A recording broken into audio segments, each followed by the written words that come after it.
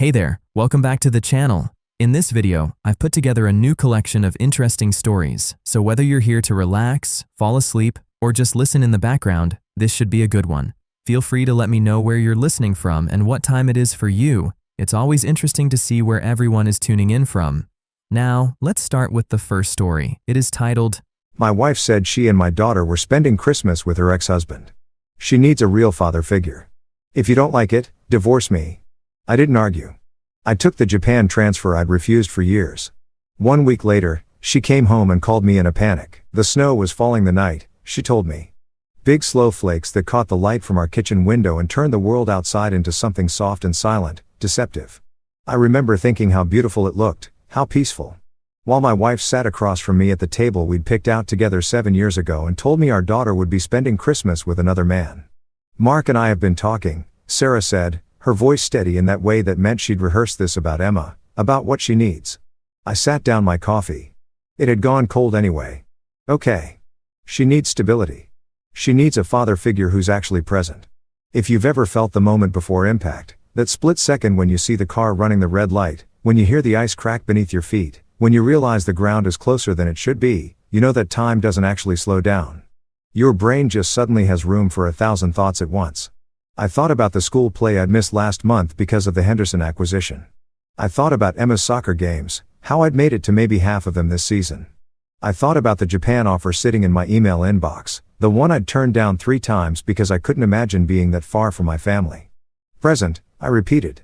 Sarah's fingers wrapped around her wine glass. Her nails were painted a deep red, fresh from the salon.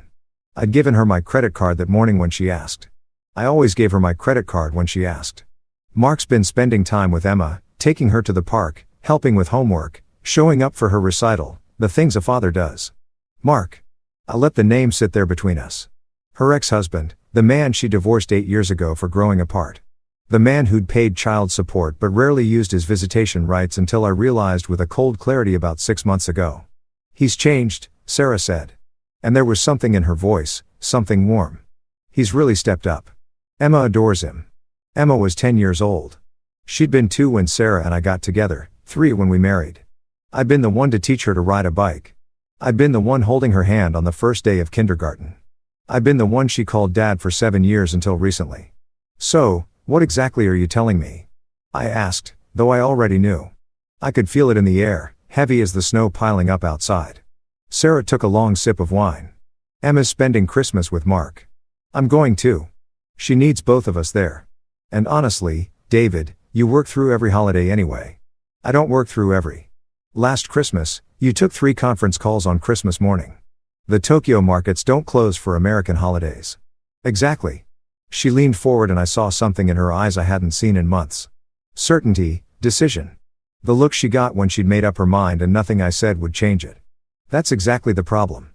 Emma needs a father who puts her first. Mark is offering to do that. The rational part of my brain, the part that had made me one of the youngest senior analysts at Mercer & Klein, was already running calculations. Sarah's increased spending over the past 6 months, the new highlights in her hair, the gym membership she'd suddenly taken an interest in, the way she'd started dressing nicer for coffee with friends, the subtle shift in how she looked at me, or rather how she'd stopped looking at me at all.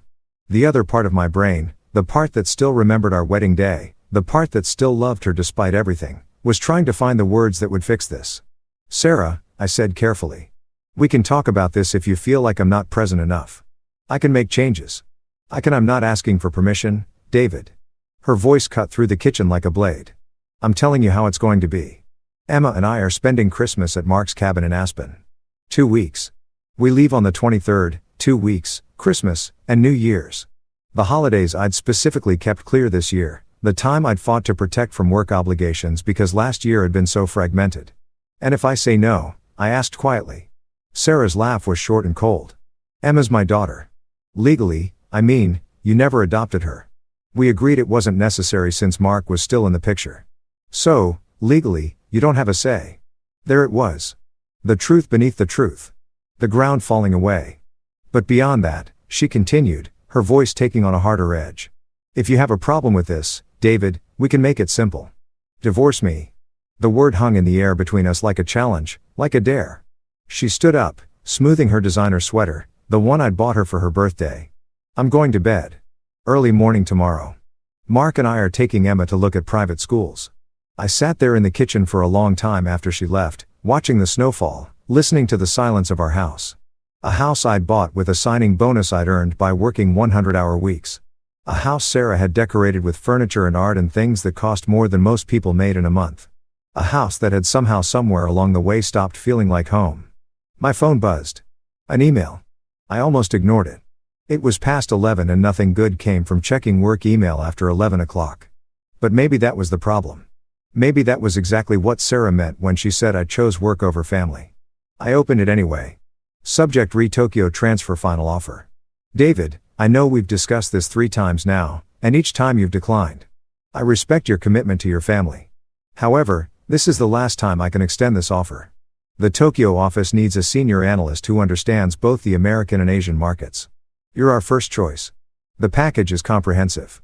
40% salary increase, executive housing in Shibuya, full relocation assistance, and most importantly, a 4-day work week with protected weekends. The Japanese office culture we've built values balance in ways our New York office hasn't mastered yet.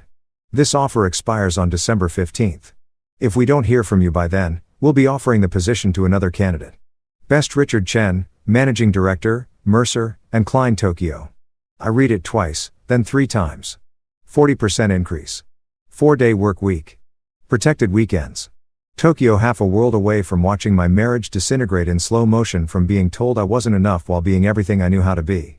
If you've ever stood at a crossroads in your life, you know that some decisions are made in the moment, and some are made in all the moments leading up to it. Every missed recital, every late night at the office, every time Sarah's voice had that edge, when she asked if I'd be home for dinner, every time Emma called Mark instead of calling me, I opened my laptop. The response took me 20 minutes to write. I kept it simple, professional, the kind of email that didn't reveal that I was making one of the biggest decisions of my life while my wife slept upstairs dreaming of Christmas in Aspen with her ex-husband. Richard, thank you for your patience with my previous hesitation. I'm writing to formally accept the Tokyo position. I understand the start date would be January 2nd, and I'm prepared to relocate on whatever timeline works best for the transition. Please send over the contract and relocation details. Best, David. I hit send before I could second guess it. The snow was still falling. The kitchen was still silent, but something had shifted, like a weight I'd been carrying had finally been set down. I didn't go upstairs to bed. Instead, I opened a new browser window and searched for flights to Tokyo.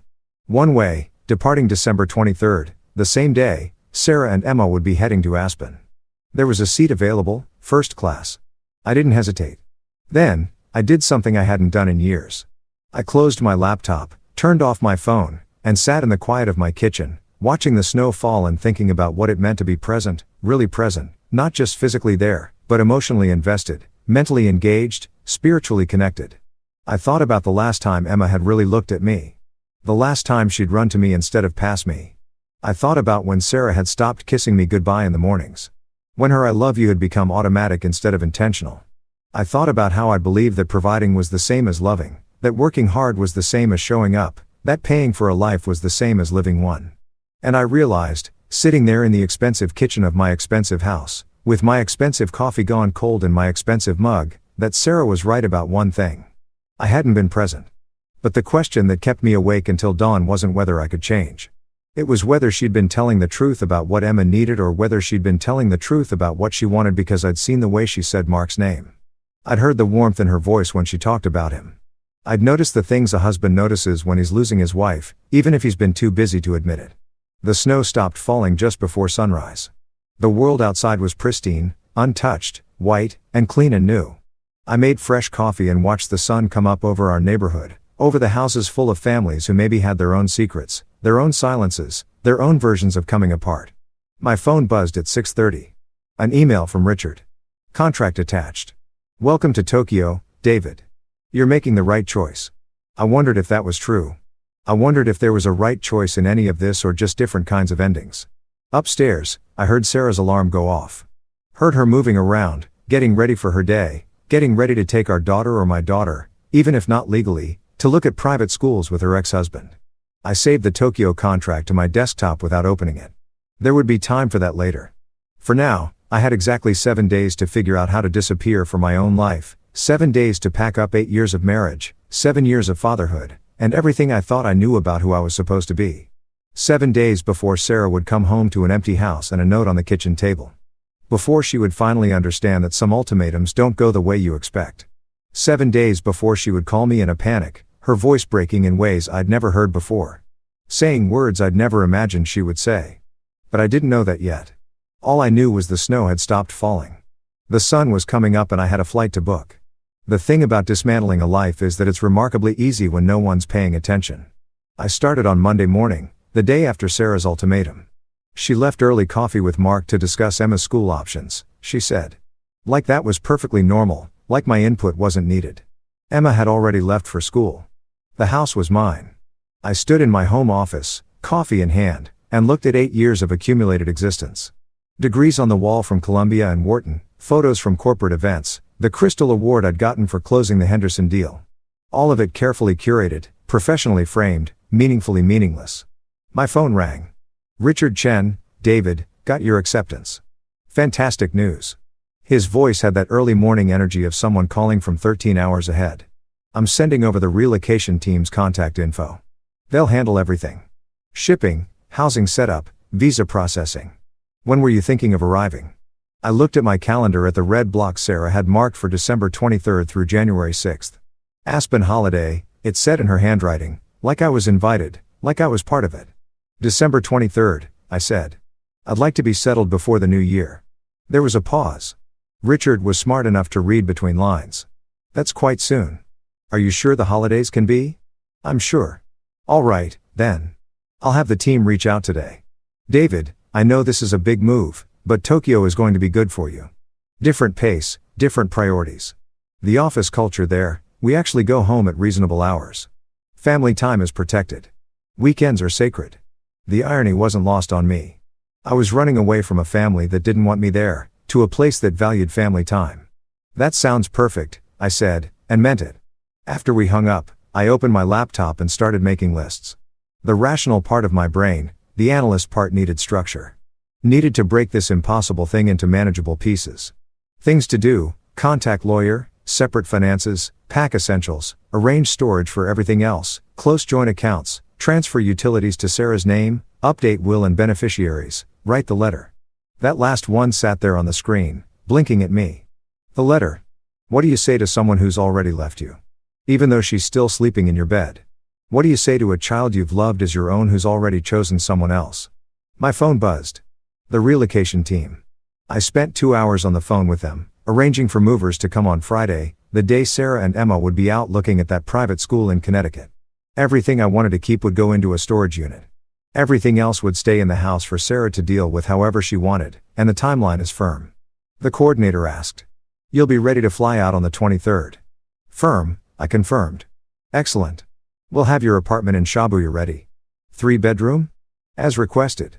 Actually, make it a 1-bedroom. I won't need the space. Another pause.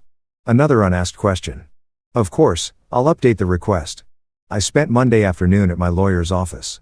Jonathan Park had handled our estate planning when Sarah and I got married. He looked older now, grayer, but his eyes were still sharp. Divorce? He asked when I explained why I was there. Eventually, right now, I just want to protect myself. Separate the finances cleanly. Jonathan leaned back in his chair studying me. You know, I have to ask. Is there someone else? Because if Sarah's going to claim, there's no one else, I said. There's barely been me and her for the last year, if I'm being honest. He nodded slowly. And the child, Emma, not legally mine. Sarah made that very clear. But you've been her father figure for 7 years. You could make a case for visitation. Maybe even partial custody depending on no. The word came out harder than I intended. Sarah's right. Emma needs stability. A custody battle would destroy that. I'm not going to put her through that. Jonathan's expression softened. That's admirable, David. Stupid, maybe, but admirable. I laughed short and bitter. Story of my life. We spent the next hour setting up a legal framework. Separate bank account in my name only. Transferred from our joint savings. My contributions over the years. Tracked and documented. Updated beneficiaries on all my accounts. Removing Sarah. A new will. A power of attorney that didn't include my wife. The house? Jonathan asked. It's in both our names. I'll sign over my half. Consider it settlement in advance. David, that house is worth close to $2 million. You're just going to give her your half. I thought about Emma's room painted purple because it was her favorite color. I thought about the backyard where I'd taught her to ride a bike. The kitchen where we'd made pancakes on Saturday mornings before I started working Saturdays, too. Yes, I said. I'm just going to give her my half. Jonathan made notes, his pen scratching across legal pads. What about alimony? You've been the primary earner. She could let her try. I've kept records of every deposit into our joint account, every bill I've paid, every expense I've covered. If she wants to go that route, we can talk about how much of my income went to funding her lifestyle while she rekindled things with her ex. That got his attention. You have proof of an affair. I have proof of patterns, unexplained absences, increased spending on appearance, a sudden interest in activities that align with Mark's interests, text messages on the phone bill. Nothing explicit, but frequent. Very frequent. Jonathan was quiet for a moment. You know, if you wanted to fight this, I don't want to fight. I want to leave cleanly. I want her to wake up one day and realize what she threw away. And I want to be too far away for her to reach me when she does. He studied me with something like respect. Tokyo, you said. Tokyo. Well then. He gathered his papers. Let's make sure you leave with everything you're entitled to. I left his office with a folder full of documents and a strange sense of clarity. The kind of clarity that comes from accepting the inevitable. From stop fighting against the current and just letting it carry you wherever it's going to go. Tuesday, I worked from home. Sarah barely noticed. She was busy with her own preparations, packing for Aspen, texting constantly with someone who made her smile in ways I couldn't remember her smiling at me. Emma came home from school and found me in my office. Dad, she said, and my heart broke a little because she still called me that. Still didn't know this was all ending. Can you help me with my math homework?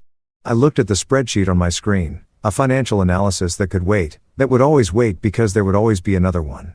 I looked at my daughter standing in the doorway with her backpack and her earnest expression in her mother's eyes. Of course, I said, and closed my laptop.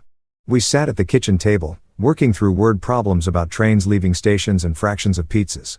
She was smart, quick with numbers, and I felt a surge of pride that I had no right to feel because I wasn't really her father, was I?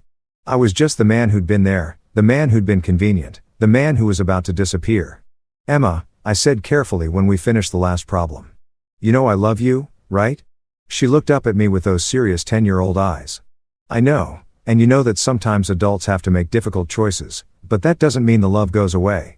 Something flickered across her face. Uncertainty, maybe even fear. Are you and Mom getting divorced? The question hit me like a physical blow. Kids always know. They always sense when the ground is shifting beneath them. I don't know, I said honestly. Maybe.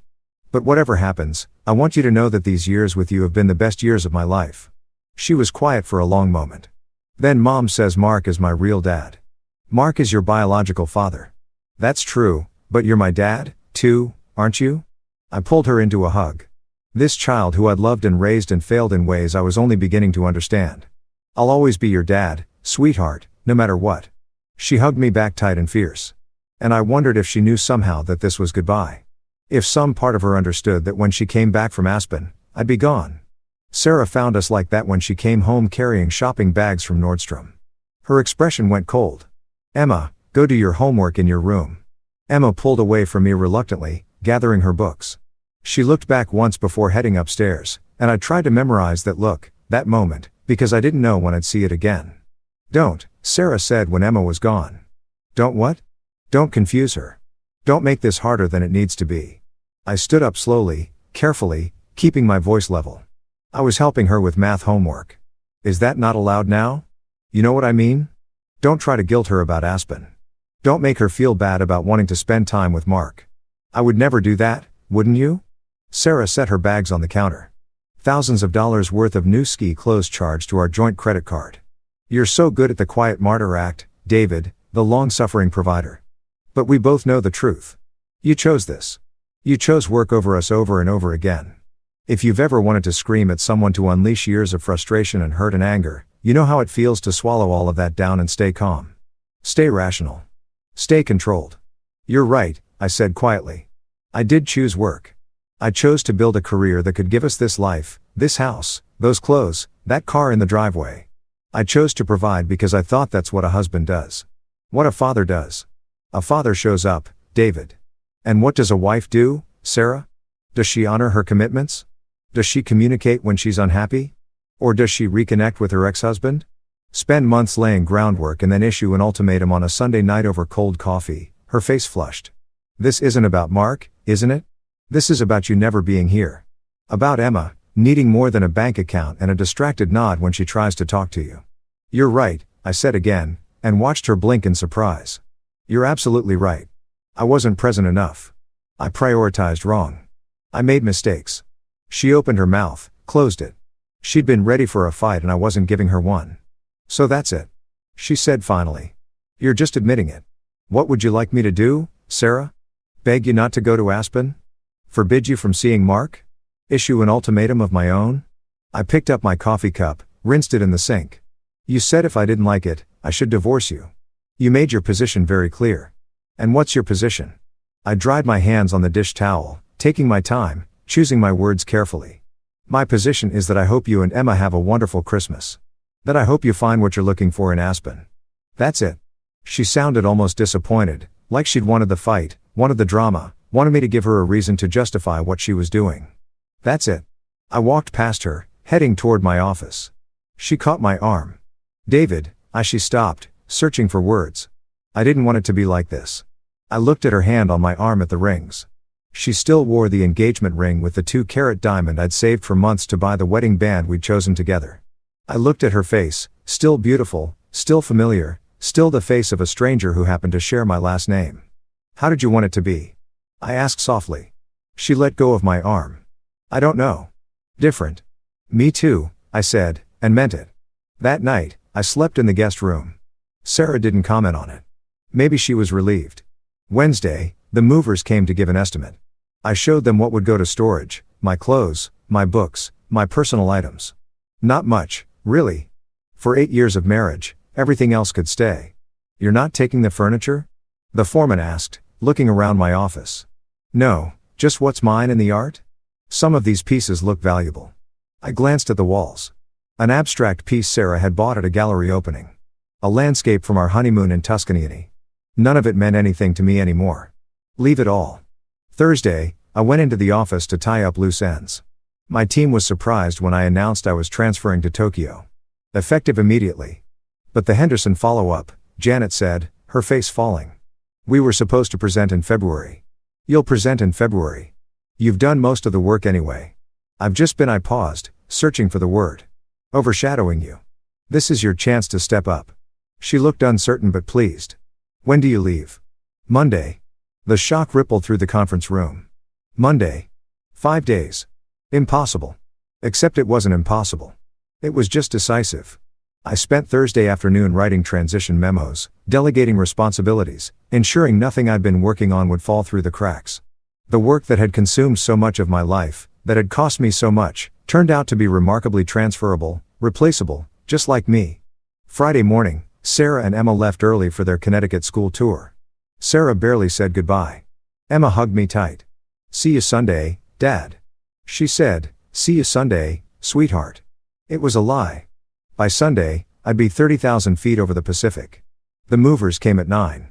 By 3 o'clock, everything that was mine was in storage or packed for shipping to Tokyo.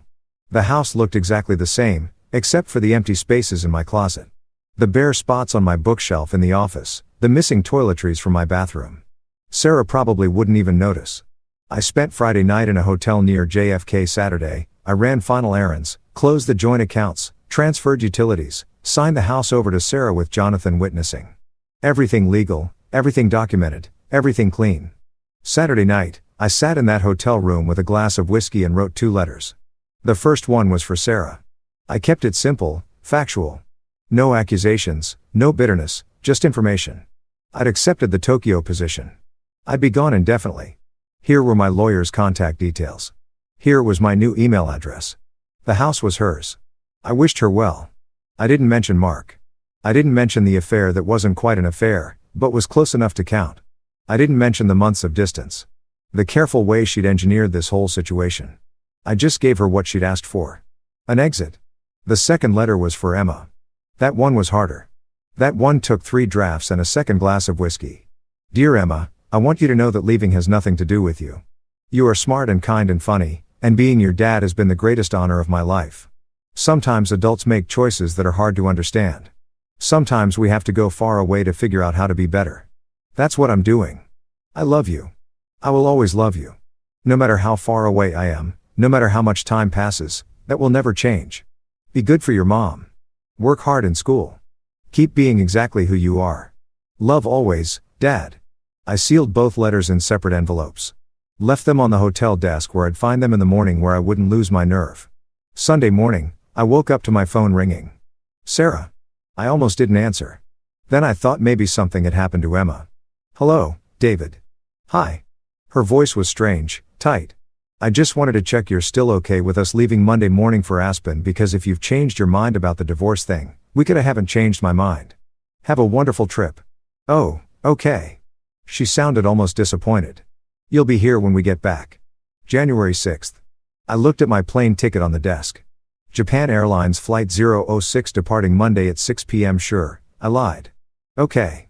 Well, I guess we'll see you then. Have a good flight, I said and hung up. I sat there for a long time, looking at those 2 letters, thinking about the family I'd built and lost and failed, thinking about the man I'd been and the man I was about to become. Then, I ordered room service breakfast and started preparing for the last day of my old life. Tomorrow, I would drive to my house at noon while Sarah and Emma were still packing for Aspen. I would leave the letters on the kitchen table. I would take one last look at the home I'd bought and the life I'd built. And then I would drive to JFK, board a plane, and disappear into the sky. But I didn't know yet what would happen after that. I didn't know about the phone call that would come a week later, about Sarah's voice breaking in ways I'd never heard before. All I knew was that I'd made my choice, and there was no going back. Monday morning arrived cold and crystalline, the kind of December day that looks beautiful in photos but cuts right through you when you step outside. I checked out of the hotel at 10 o'clock. The clerk asked if I'd enjoyed my stay and I said yes, because that's what you say even when you've spent the weekend dismantling your entire existence in a corporate hotel room that smelled like generic air freshener and other people's disappointments. The drive to my house to Sarah's house now really took 40 minutes. I kept the radio off. Silence felt appropriate. Final. If you've ever returned to a place that used to be home but isn't anymore. You know that feeling, that strange displacement, like you're a ghost haunting your own life. I pulled into the driveway at 11:30 and the house looked exactly the same. Same wreaths on the door that Sarah had hung the week before. Same icicle lights along the roof line. Same Mercedes SUV parked where it always was. Waiting to take my wife and daughter to the airport and then to Aspen and then to whatever came next. I used my keys, soon to be just a piece of metal with no purpose, and stepped inside. The house was chaos. Suitcases everywhere. Emma's ski gear piled by the door. Sarah's voice floating down from upstairs, sharp with stress. Emma, I said, pack warm pajamas. Not every stuffed animal you own, but Snowball needs to come. And Mr. for Whiskers. They'll be lonely, normal family sounds. The kind of sounds that happen in houses across America every day. The kind of sounds I would have found annoying 2 weeks ago when I still thought I was part of this. I stood in the foyer listening, memorizing. Then I walked to the kitchen. The kitchen where I'd received Sarah's ultimatum. The kitchen where I'd made my decision. The kitchen where I was about to end everything. Without a single raised voice. I set the 2 letters on the table, white envelopes, crisp and official, Sarah's name on one, Emma's on the other, my handwriting, careful and clear. For a moment, I considered adding more. A longer explanation, a defense of my choices, a list of all the things I'd sacrificed, all the hours I'd worked, all the ways I'd tried to build a life worth living. But what was the point? Sarah had made up her mind. Emma was 10 years old and caught in the middle of adult complications. She shouldn't have to navigate. More words wouldn't change anything. I heard footsteps on the stairs. Sarah's voice closer now. Emma, go make sure you have your charger and your headphones. You know how you get on long flights without. She stopped when she saw me. We looked at each other across the kitchen, across 8 years of marriage and months of unraveling in a gulf that had become too wide to bridge. She was dressed for travel. Designer jeans, cashmere sweater, her hair pulled back in that effortless way that actually took effort. She looked good, happy, even lighter than I'd seen her look in months. David, she said. You're home. Just came to get a few things I forgot. Her eyes went to the letters on the table. What's that? Just some paperwork. Nothing urgent. Emma bounded into the kitchen before Sarah could ask more questions, her backpack trailing behind her. Dad? She crashed into me with the full force of a 10-year-old who hadn't learned to be guarded yet. I didn't know you'd be here. Are you coming to the airport with us? I hugged her tight, breathing in her strawberry shampoo, the fabric softener smell of her favorite hoodie, trying to memorize the weight of her in my arms. Can't, sweetheart. Work call. But I wanted to say goodbye. It's just 2 weeks, she said, pulling back to look at me. We'll be back before you know it. 2 weeks? She didn't know that. 2 weeks from now, I'd be 10,000 miles away. That by the time she came back from Aspen, the only father she'd really known would be gone. You're going to have such an amazing time, I said, keeping my voice steady. Promise me you'll be careful on the slopes and listen to your mom. And Mark, Sarah interjected. Mark's an expert skier. He'll make sure she's safe. Of course he would. Mark, the expert skier. Mark, who had time for ski trips and school tours. Mark, who was everything I apparently wasn't. And Mark, I agreed.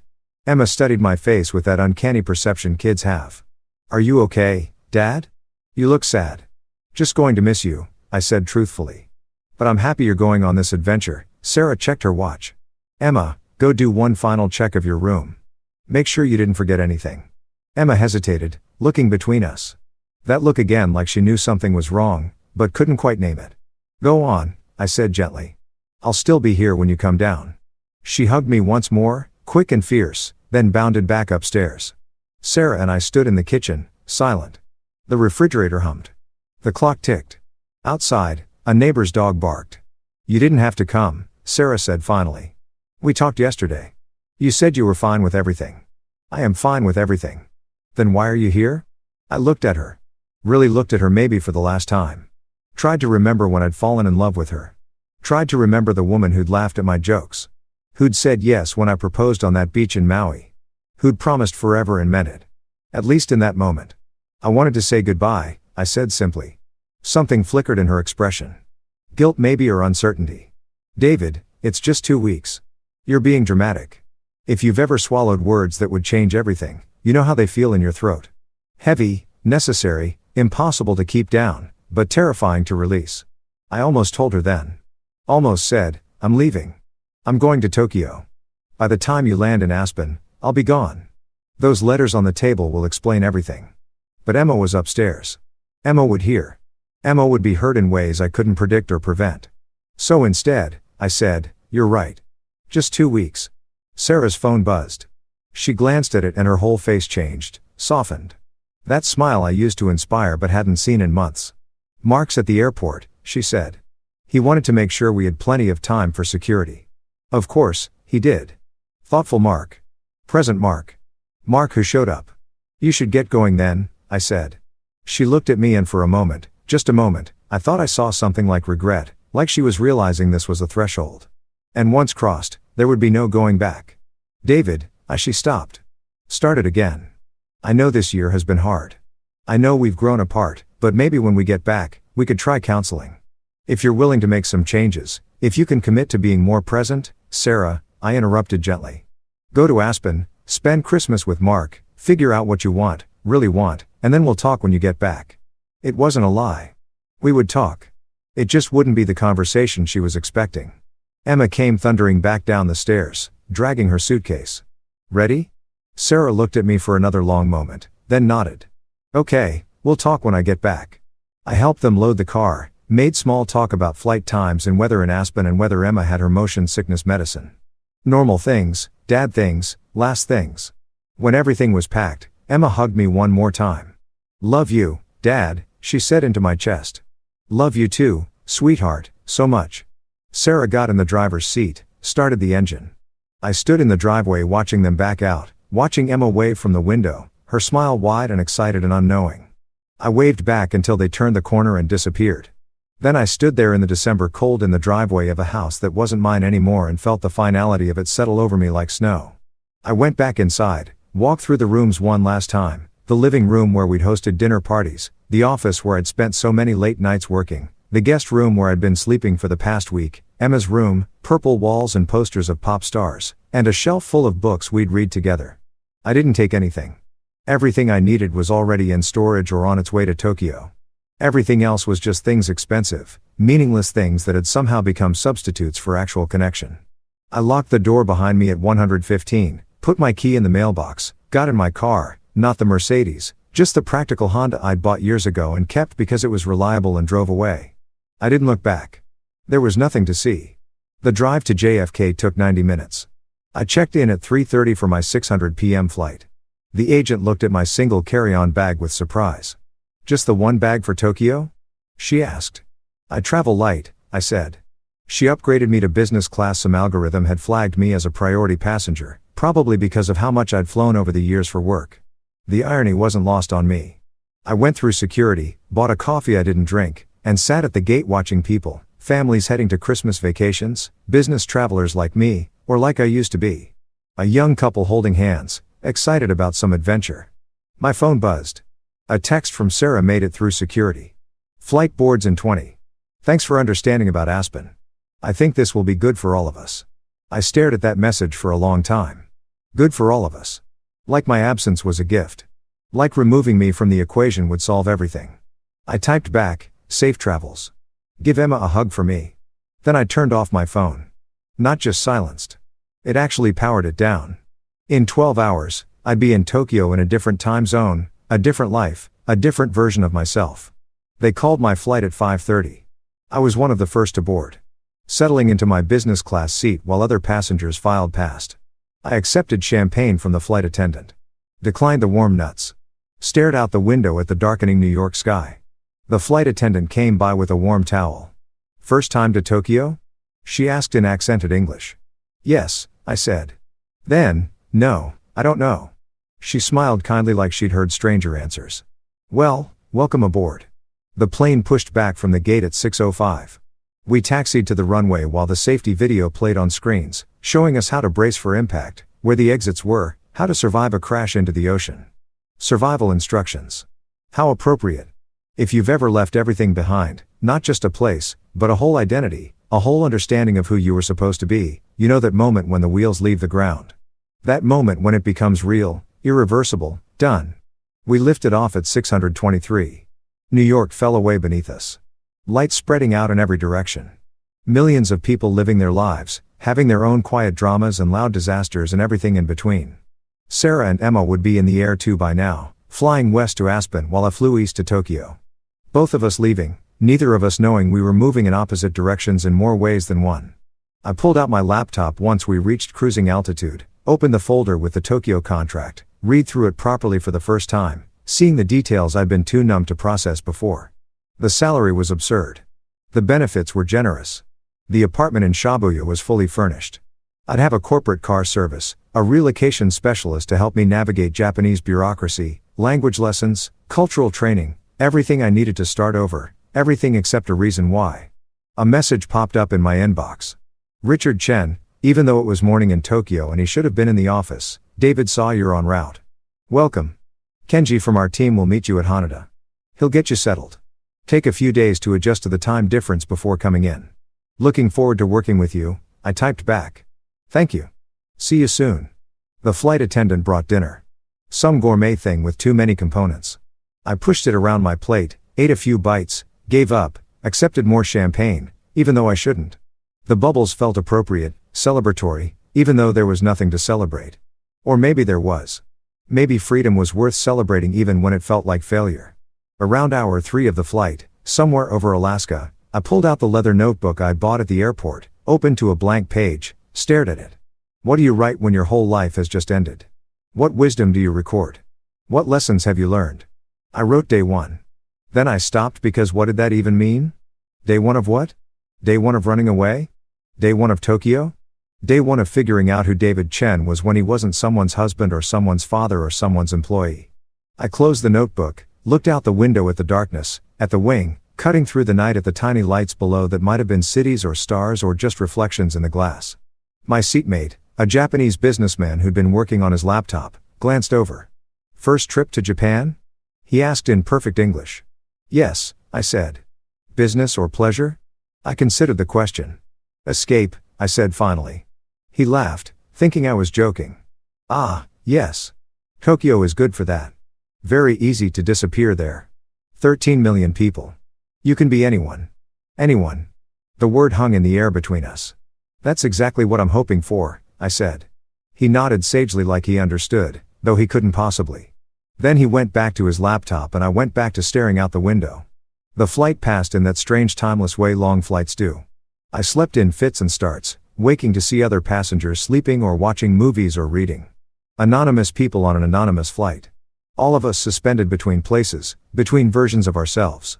They served breakfast somewhere over the Pacific. Miso soup and rice and grilled fish. It was good. Better than the dinner. Or maybe I was just hungry enough to appreciate it. The pilot announced our descent into Tokyo at what my body insisted was the middle of the night, but was actually early morning local time. The sun was rising as we broke through the clouds, painting everything gold and pink and new. Tokyo sprawled below us, massive, dense, overwhelming. A city so big that my problems would be microscopic in it. A place where nobody knew my name or my story or the ways I'd failed. We touched down at 7:15 a.m. Tuesday, December 24th. Christmas Eve in Tokyo. Though Christmas wasn't really celebrated here the way it was in America. Just another day, just another beginning. I cleared customs, collected my bag, and found Kenji waiting with a sign that said, David Chen, Mercer, and Klein. Chen's son, he said, bowing slightly. Welcome to Tokyo. How was your flight? Long, I said, but you must be tired. I'll take you to your apartment. You can rest. Settle in. Tomorrow is Christmas. The office is closed. So, you have time to adjust. Christmas. I'd almost forgotten. Sarah and Emma would be waking up in Aspen tomorrow morning, opening presents under someone else's tree, making memories with Mark, the real father figure, living their best lives without me.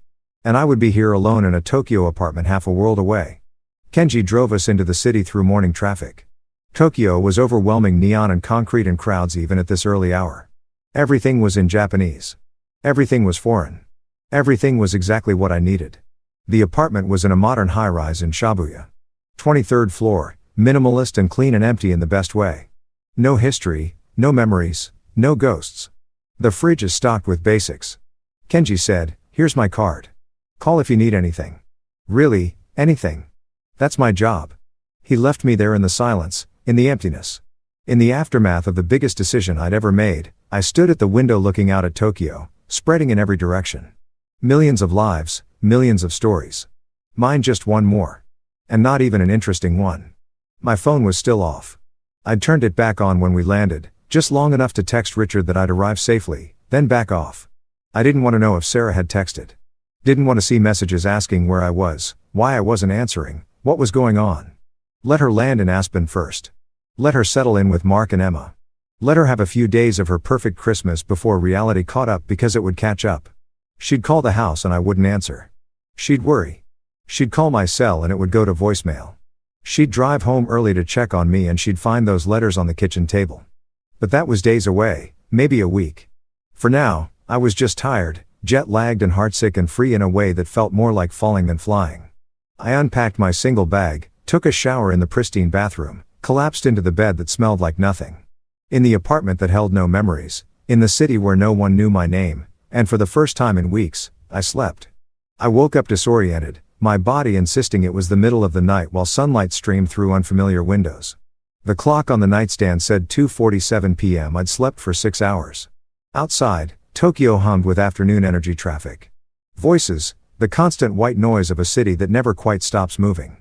Christmas Eve, December 24th. I lay there for a long time, staring at the ceiling, waiting to feel something. Regret, guilt, panic, relief, anything. Instead, I felt hollow, like I'd left so much of myself behind that what arrived in Tokyo was just a shell, a placeholder, a man-shaped space waiting to be filled with something new. My phone sat on the nightstand, still powered off. I looked at it like it was a bomb. Schortinger's phone, as long as I didn't turn it on, Sarah both had and hadn't found the letters. Both was and wasn't in Aspen wondering where I'd gone. Both did and didn't know her marriage was over. I left it off. Instead, I got up, showered again. The hot water felt like absolution and explored my new apartment properly. It was beautiful in that deliberate, curated way. Everything matched. Everything was new. The kitchen was fully equipped with appliances I didn't know how to use. The living room had a couch I'd never sat on, a TV I'd never watched. The second bedroom was set up as an office with a desk and ergonomic chair and a view of the Shibuya crossing. I stood at that window for a while watching the famous intersection. Hundreds of people crossing every time the light changed. Moving in organized chaos. Everyone knowing where they were going. Everyone except me.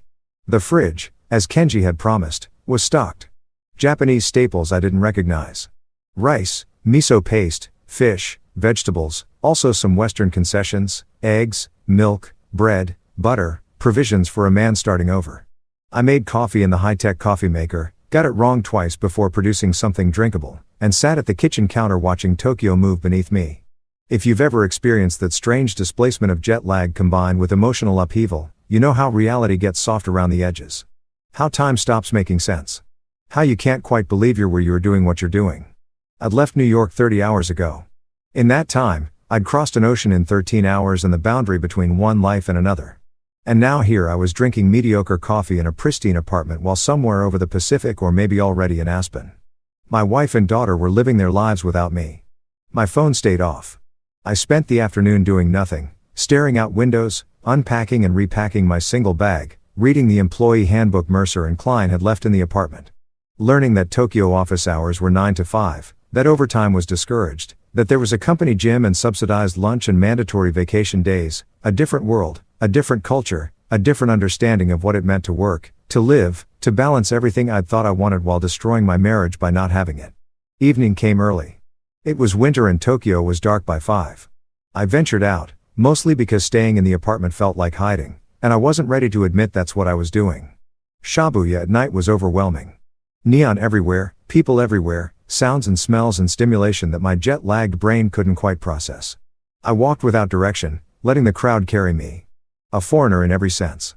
Alone in a sea of people, I found a small restaurant down a side street, the kind with a curtain over the door and no English on the menu.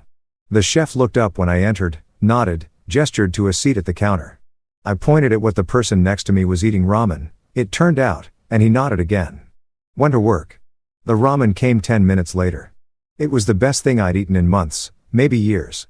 Rich broth, perfect noodles, pork that melted on my tongue. I ate in silence, surrounded by people speaking a language I didn't understand and felt more at peace than I had in my own home. When I finished, I tried to pay, fumbling with yen I'd exchanged at the airport. The chef waved away my attempt at, thanks, just nodded again with that same quiet courtesy. I walked back to my apartment through streets that were still crowded at 9 p.m. Bought a beer from a vending machine because you could do that here. Buy beer from machines on street corners and rode the elevator up to the 23rd floor. The apartment was exactly as I'd left it, silent, clean, empty. I drank the beer, standing at the window, watching Tokyo live its life below me. Somewhere in that sprawl of lights were 13 million stories.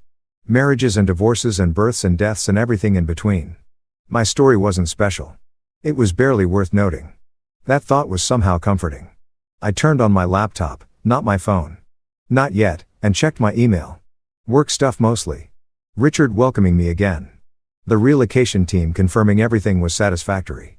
HR sending onboarding documents and one from Jonathan, my lawyer, with a subject line that said simply, "Ready when you are." I opened it. "David, all documents are prepared and filed. When you're ready to proceed with the divorce paperwork, just give me the word. Everything is in order. The house transfer is recorded. Your accounts are separate and secure. You're protected. For what it's worth, I think you did the right thing. Sometimes the bravest choice is the quietest one. Best, Jonathan." I read it twice. Then I wrote back. "Jonathan, hold everything for now. Let's see what happens when she finds the letters. I'll be in touch, David." Because I wasn't a coward. Despite evidence to the contrary. I'd left. Yes. I'd disappeared. Yes. But I'd left those letters. I'd left an explanation. I'd given her the truth, even if I delivered it in the most passive way possible. I finished my beer, took another shower the third of the day, but the hot water helped ground me, put on clean clothes, stood at that window again, watching the city lights blur into constellations. And then at 11 p.m. Tokyo time, which was 9 a.m. Eastern, which meant Sarah and Emma would have landed in Aspen hours ago, I turned on my phone. It took a moment to connect, to sync, to download the inevitable flood of messages. Then it started texts from Sarah. 23 of them. I read them in order, watching my marriage end in real time in short bursts of increasingly frantic text. 9:47 a.m. landed. Flight was smooth. Emma slept most of the way. 10:15 a.m. Mark picked us up. He rented an amazing SUV. Very thoughtful. 11:23 a.m. just got to the cabin. "David, it's gorgeous. You would love it. Well, if you ever took time to actually vacation. That last parenthetical hit different when you knew what was coming. 2:34 p.m. settled in. Going to hit the slopes for a few hours. Emma is so excited. 6:47 p.m. Great first day. Emma did amazing. Mark is such a good teacher. 7:15 p.m. Making dinner. Tried calling you. Go straight to voicemail. Everything okay? 9:30 p.m. David, seriously, why isn't your phone on? I'm starting to worry. 10:45 p.m. Called the house. No answer. Are you working late on Christmas Eve? Really? Then nothing for a few hours. I imagined her going to bed annoyed, but not truly worried. Irritated at my typical behavior. My typical absence. Then this morning, Christmas Day in Aspen. 7:12 a.m. Merry Christmas. Still can't reach you. This isn't funny. 8:33 a.m. David, I'm actually getting worried now. Can you please just text me back? 9:15 a.m. Called your office. They said you took leave. Leave? Since when? 102 a.m. I called Janet. She said, you transferred to Tokyo. Tokyo? What the hell is going on? 10:47 a.m. I'm coming home. Something is wrong. This isn't like you. 11:15 a.m. Mark thinks I'm overreacting, but I know you. You wouldn't just leave without telling me. Did something happen? Are you in the hospital? 12:23 p.m. On my way to the airport. Emma is staying with Mark. I'm coming home to check on you. 1:45 p.m. Flight leaves at 3. I'll be home by midnight. David, please, if you get this, just let me know you're alive. I looked at the timestamp on that last message. She'd sent it 4 hours ago. She was probably boarding now. Would be in the air soon. Would land at JFK around midnight Eastern, which was tomorrow afternoon, Tokyo time. She'd go to the house. She'd find the letters and then she'd know. My hands were shaking. I set the phone down, picked it up again, set it down. I should call her. I should text her back. I should tell her I was fine. That she didn't need to fly home on Christmas. That everything would be explained when she got there. But I couldn't. The words wouldn't come. The courage wouldn't materialize. Instead, I did what cowards do. I waited. I opened a browser and searched for flights from Aspen to New York. Found the one she must be on. United 1847. Scheduled to land at 11:47 p.m. Eastern. I did the math. That was 1:47 p.m. tomorrow, Tokyo time. In about 14 hours, she'd land. In 15 hours, she'd be home. In 16 hours, she'd read my letter, and then my phone would explode. I poured myself a whiskey from the bottle I'd bought at duty free. Sat at that window again with my phone in one hand and my drink in the other, watching Tokyo celebrate Christmas in its understated way. The phone buzzed. A voicemail notification from an hour ago when I'd had it off. I played it. Sarah's voice tight with worry. David, I don't know what's going on, but I'm scared. This isn't like you.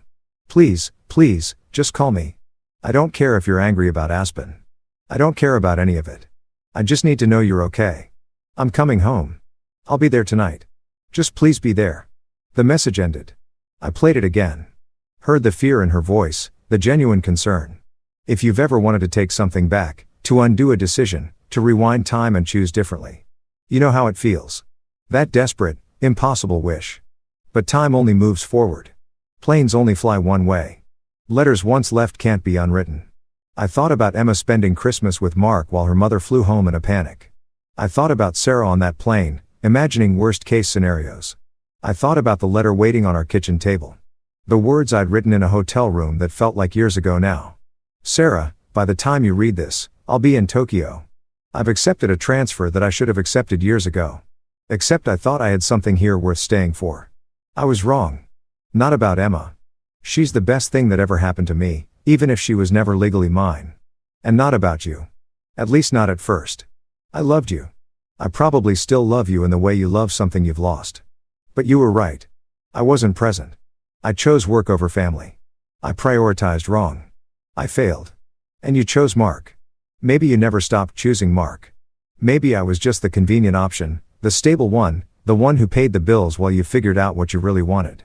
I'm giving you what you asked for. A divorce, freedom, the house, everything in it. I've already signed over my half.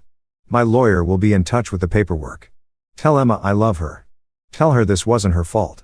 Tell her whatever you need to tell her to make this easier. I hope you find what you're looking for in Aspen. I hope Mark is everything I wasn't. David, reading it now from half a world away, it seemed harsh, cold, not at all what I'd meant to convey. But it was too late. The letter was there. Sarah was in the air. The clock was ticking toward a moment I couldn't stop and wasn't sure I wanted to. I finished my whiskey, poured another, watched Tokyo blur into abstract light. My phone buzzed again. A text from Emma. "Dad, where are you? Mom left really fast and won't tell me what's wrong. She said you're okay, but she looked really scared. Are you okay? Merry Christmas. I miss you." I stared at that message for a long time. Sweet Emma.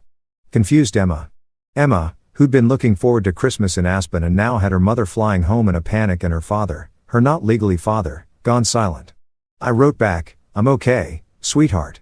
I'm sorry your Christmas got complicated. This is between your mom and me. You didn't do anything wrong.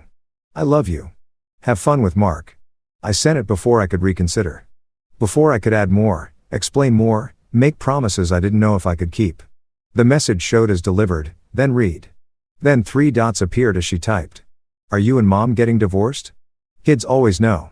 They always see through the adult lies and complications to the simple truth beneath. "I don't know yet," I wrote. "Maybe. I'm sorry. It's okay. I kind of knew you guys haven't been happy for a while." Out of the mouths of babes. 10 years old and already more perceptive than either of her parents gave her credit for. "You're very smart." I texted back. "I get it from you," she wrote. "And Mom says, I get my stubbornness from you, too." I laughed. Alone in my Tokyo apartment on Christmas night. She's probably right about that. "Where are you?" Mom said something about Tokyo. "Yeah, I got a new job in Japan." "That's so far away." "Yeah. Will I ever see you again?" The question broke something in me. Something I'd been holding together through sheer willpower and geographical distance. "Of course you will. I promise. When things settle down, we'll figure it out." Another promise I didn't know if I could keep. Another assurance built on hope and uncertainty. "Okay, I should go. Mark is making hot chocolate. Enjoy it. I love you, Emma." "Love you too, Dad." The conversation ended. I sat there with my phone and my whiskey and my view of Tokyo, feeling the weight of what I'd done settle more heavily. I'd left. I'd run. I'd chosen the quiet exit over the loud fight. And now a 10-year-old girl was spending Christmas making hot chocolate with her biological father while her mother flew home in a panic. And her stepfather, former stepfather, drank alone half a world away. If you've ever questioned every choice that led you to a moment, you know how it compounds. Every decision, every priority, every time you chose wrong, stacking up like evidence against you. I should have fought for my marriage. Should have recognized the signs earlier.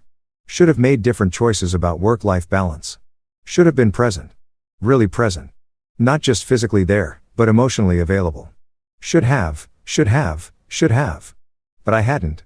And now here I was. I set an alarm for 3:00 p.m. the next day, midnight Eastern, when Sarah would be landing at JFK. I wanted to be awake for that. Wanted to be ready for whatever came next. Then I went to bed in my new Tokyo apartment on Christmas night, alone and free and terrified and relieved all at once. I didn't sleep well. Jet lag, yes, but also anticipation. Dread. The knowledge that in less than 12 hours, Sarah would know everything. Would read that letter, would understand that I hadn't just gone quiet, I'd gone completely. When I did sleep, I dreamed of Emma, of teaching her to ride a bike in our backyard, of her first day of school, of all the moments I'd been there for and all the ones I'd missed. I woke up at 2:47 p.m. to my alarm, groggy and disoriented.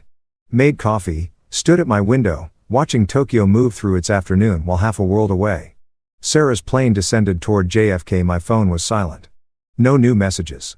She was in the air, unreachable, probably going crazy with worry and anger and confusion. At 3:15 p.m. Tokyo time, I checked the flight status.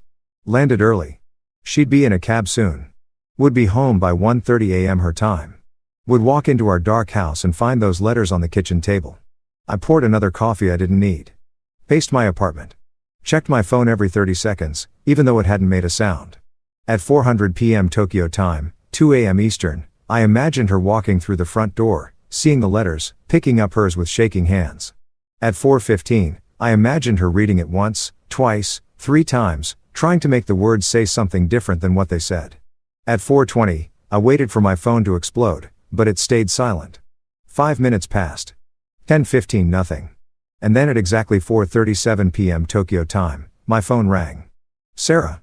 I stared at it, my heart pounding, my mouth dry. Let it ring once, twice, 3 times. Then I answered, "Hello." And what I heard on the other end changed everything.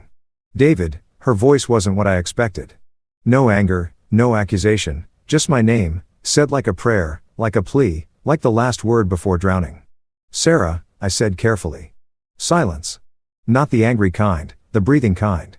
The kind where someone is trying to hold themselves together and failing. "I found your letter," she said finally. "I know you're in Tokyo." "Yes, you left." Her voice cracked on that last word. "You just left." If you've ever had to defend the indefensible, you know how words fail, how explanations sound like excuses, how truth sounds like cruelty. "You told me to," I said quietly. "You said if I didn't like your arrangement with Mark, I should divorce you. So, I'm divorcing you." I heard her breath catch.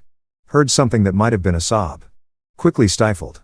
"I didn't mean it like that," she whispered. "I didn't mean for you to actually." She stopped. Started again. "David, I came home to an empty house. Your clothes are gone. Your office is cleared out. It's like you were never here. I was there for 8 years. Don't." Her voice hardened slightly. "Don't do that. Don't make this about another pause. Why didn't you tell me? Why didn't you talk to me? When would you have liked me to talk to you, Sarah? Before or after you told me you and Emma were spending Christmas with your ex-husband? Before or after you said Emma needed a real father figure? Before or after you said if I didn't like it, I should divorce you?" Silence again. Longer this time. "I was angry," she said finally. "I was frustrated. I didn't mean yes you did." I kept my voice even calm. The analyst voice, the voice that dealt in facts. "You meant every word. You've been planning this for months. The increased time with Mark, the private school tours, the coffee dates that became ski lessons that became family dinners. You were building a new life, Sarah. You just wanted to keep the old one running in the background until the new one was ready. That's not fair, isn't it?" I walked to the window, looked out at Tokyo. Distance made this easier somehow. "Tell me I'm wrong. Tell me you weren't seeing Mark behind my back. Tell me those coffee dates were really just coffee." The silence that followed was answer enough. "Nothing happened," she said finally. "Not physically. I didn't cheat on you." "Technically," I said, "you didn't technically cheat on me, David. But you fell back in love with him, didn't you? Somewhere between the coffee dates and the ski lessons and the school tours. You remembered why you married him in the first place, and you realized you'd never really stopped loving him." I heard her crying now, no longer trying to hide it. Full broken sobs coming through the phone from half a world away. Part of me, the part that had loved her, that still loved her, wanted to comfort her, to tell her it was okay, to make this easier. But another part, the part that had spent the last week dismantling a life, packing up 8 years into a single suitcase, fleeing across an ocean, that part stayed silent. "I'm sorry," she said when she could speak again. "David, I'm so sorry. I didn't mean for this to happen. I didn't plan it. Mark and we started talking about Emma. And then we were talking about other things and it felt so easy, so natural, like coming home. And what did I feel like?" I asked quietly. "Like work," she whispered. "Like something I had to maintain, like a job I was failing at." The honesty of it hit harder than any accusation could have. Because it was true. We'd become work to each other. Maintenance. Obligation. When did it stop being good? I asked. When did we stop being us? She was quiet for a long time. "I don't know. Gradually. So gradually I didn't notice until it was already gone. You were working more. I was pulling away. Emma needed things we weren't giving her. And then Mark showed up at her soccer game one day. Just one game, he said. Just to see her. And suddenly there was this other option, this other version of how life could be. So you chose it." "I didn't choose anything. I didn't stop it from happening." "That's choosing, Sarah. Passive choosing, but still choosing." More crying. I listened to it echoing through the phone, imagining her in our kitchen. Her kitchen now surrounded by the life I'd paid for and couldn't save. "What about Emma?" I asked finally. "Does she know?" "She knows something's wrong. She doesn't know you're in Tokyo. She doesn't know about Sarah trailed off about any of this." "What am I supposed to tell her?" "Tell her the truth that I took a job in Tokyo. That you and I are getting divorced. That it's not her fault. She'll be devastated. She'll survive. Kids are resilient. And she'll have you and Mark. The father figure she apparently needs." Sarah made a sound somewhere between a laugh and a sob. "God, you can be so cold when you want to be." "Cold? I'm halfway around the world because staying in the same city as you was unbearable. I'm in a country where I don't speak the language in an apartment that smells like nothing. Drinking coffee alone on Christmas night. That's not cold. Sarah, that's survival. It's Christmas night there. Different time zones, different everything. She was quiet again. I could hear her moving around, probably sitting down, probably at that kitchen table where we'd had our last real conversation, where I'd left the letters that ended everything. I read Emma's letter, too, she said softly. I'd forgotten about that. The second letter, the one I'd written to my daughter who wasn't legally mine, who I'd loved anyway, who I was losing because I'd failed to be what she needed. And I asked, it was beautiful and heartbreaking. David, she loves you. She doesn't understand why you're not here. She thinks. Sarah's voice broke again. She thinks you left because of her. Because she wanted to spend Christmas with Mark. The guilt hit like a physical blow. That's not I need to talk to her. Can I talk to her? She's in Aspen with Mark. I didn't tell her I was flying home. I just said it was an emergency and that I'd be back soon. So, you're going back? Of course, I'm going back. I can't leave her there alone on Christmas. She's not alone. She's with her father. The word hung between us. Father. Mark was her father. Biologically, legally, now practically. I was just the man who'd been there for 7 years. The consolation prize. The runner-up. You're her father, too, Sarah said quietly. You raised her. You were there for all the important things, except the ones that mattered. The recital I missed. The games I didn't make. The homework help she started asking Mark for instead of me. That's not fair. You tried. Trying isn't enough, Sarah. You taught me that. Results matter. Presence matters. And I failed on both counts. Silence settled between us like snow. Heavy, suffocating final. So what now? Sarah asked finally. You just stay in Tokyo? We never see you again. You become a ghost story, Emma tells her therapist. Someday Jonathan will send you the divorce papers. The house is yours. I already signed it over. I've separated all our finances. You won't have to deal with me for anything practical. Practical? Right. Her laugh was bitter. Always so practical, David. So rational. So controlled. Would you prefer if I screamed? If I raged?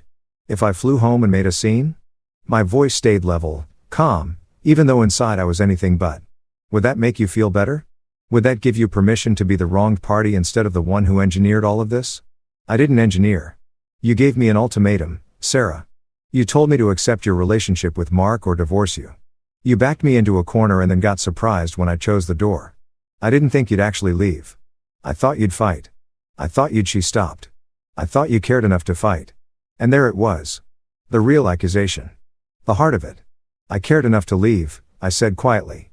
I cared enough to remove myself from a situation where I was clearly unwanted, where I was the obstacle to your happiness. I cared enough to let you go. That's not caring. That's running away, maybe. Or maybe it's the kindest thing I could do for both of us. I heard her moving again, a door closing, the sound of water running. She was probably in the bathroom trying to compose herself. The bathroom we'd renovated 2 years ago. The expensive tile she'd insisted on. The rain shower I'd paid for and barely used. I don't want a divorce, she said when she came back. Her voice was steadier now, determined. I know I said it. I know I pushed you to this, but I don't actually want it. What do you want, Sarah? I want, she trailed off, started again. I want to figure this out. I want us to try counseling. I want to see if we can fix this. Why? The question seemed to surprise her. What do you mean why? Why do you want to fix this? Because you love me? Because you miss me? Or because it's inconvenient that I actually called your bluff? That's not David. I do love you. I never stopped loving you. You just love Mark more. It's not about more or less. It's different. Mark is he's familiar. He's easy. We have history. We have history, too. 8 years of it. I know. And I don't want to throw that away. She sighed. And I could picture her running her hand through her hair the way she did when she was frustrated. I need you to come home. We need to talk about this face to face. You can't just run away to Tokyo and expect. I'm not running away. I'm starting over without even trying to fix what we had. Sarah. I leaned my forehead against the window, the glass cool against my skin. What we had was already broken. It's been broken for months, maybe longer. We were just both too busy. Me with work, you with Mark to admit it. So, you're giving up. Just like that. I'm accepting reality. There's a difference. She was crying again. Harder now. The kind of crying that comes from deep places. I can't believe you're doing this. I can't believe you're just gone. I can't believe you're surprised. You wanted me gone, Sarah. You told me Emma needed a real father figure. You told me if I didn't like your arrangement, I should divorce you. You got exactly what you asked for. I didn't ask for this. Yes, you did. My voice was still calm. Still, even. You just didn't think I'd actually do it. You thought I'd beg. You thought I'd fight. You thought I'd compete with Mark for your attention like some pathetic. Don't. Her voice cut through sharp. Don't you dare make this about pride. It's not about pride. It's about dignity. About knowing when you're not wanted. About having enough self-respect to walk away before you're completely destroyed. Silence fell again. I could hear her breathing.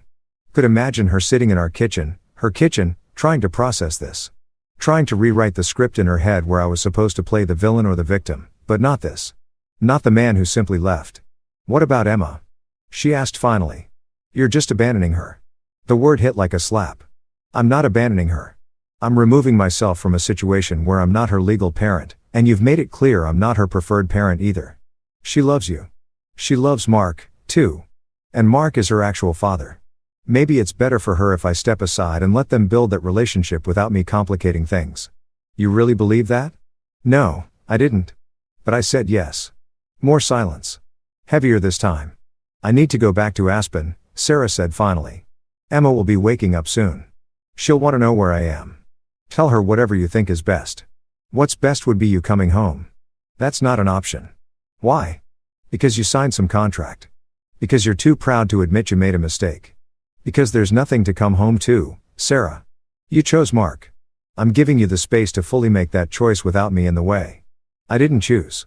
She stopped. Started again. Her voice small. When did you become so cruel? I'm not being cruel. I'm being honest. Maybe for the first time in our marriage. Fine. Her voice hardened. Fine. Stay in Tokyo. Start your new life. Abandon your family. But don't expect me to make this easy. If you want a divorce, you're going to have to fight for it. Why? So you can keep one foot in both relationships.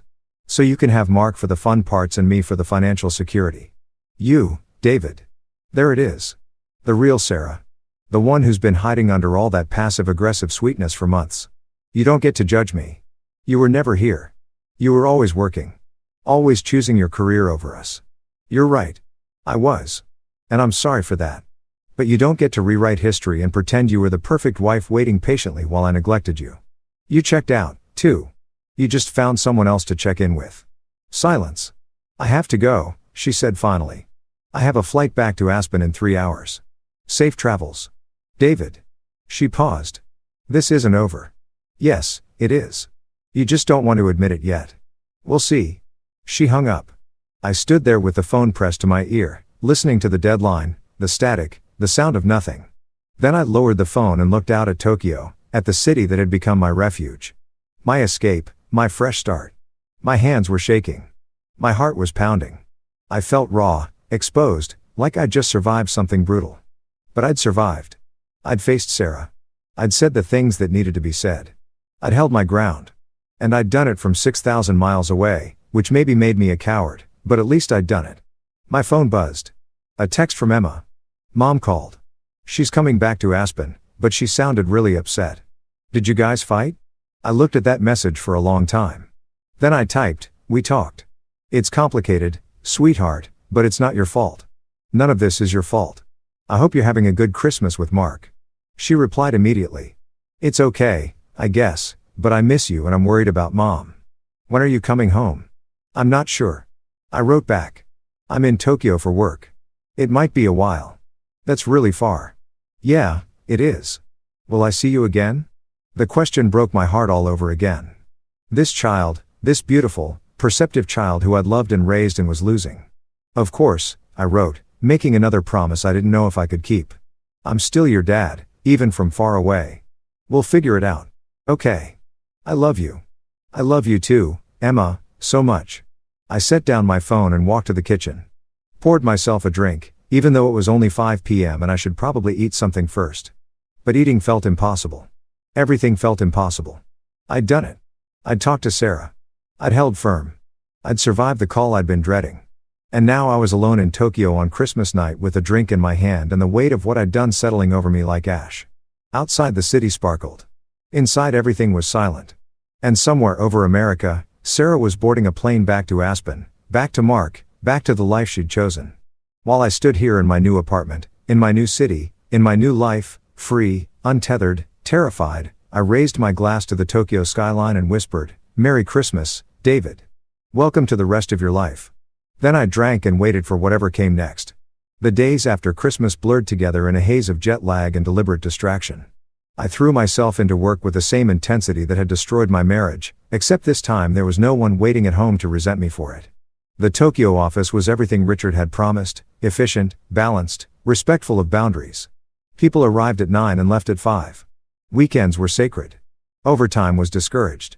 And yet, I stayed late anyway because going back to my empty apartment felt like admitting something I wasn't ready to admit. Richard noticed. On my third day, "David," he said, appearing at my desk at 6:15. "It's Wednesday." I looked up from the financial models I'd been building. "I'm aware. Everyone else went home an hour ago. I'm just finishing." "No." He pulled up a chair, sat down with the casual authority of someone who'd been managing people for decades. "You're hiding, and I get it. New city, fresh start, big life changes. But this isn't New York. We don't do the martyr thing here. If you've ever been called out for behavior you thought you were hiding, you know that moment of exposure, that flash of defensiveness. I'm not. You've been here since 7 a.m. It's now past 6 p.m. You've eaten lunch at your desk every day. You haven't spoken to anyone except when absolutely necessary for work." Richard leaned back, studying me. "Want to tell me what you're running from?" I almost lied. Almost gave him some professional answer about dedication and transition periods and wanting to make a good impression. But something about Richard's directness, about being 6,000 miles from everything I'd known, made me tell the truth. "My wife," I said quietly. "Or ex-wife. Soon to be ex-wife. I left her on Christmas Eve. She found out on Christmas Day. And I'm here because if I stop moving, I'll have to think about what I've done." Richard nodded slowly like this made perfect sense.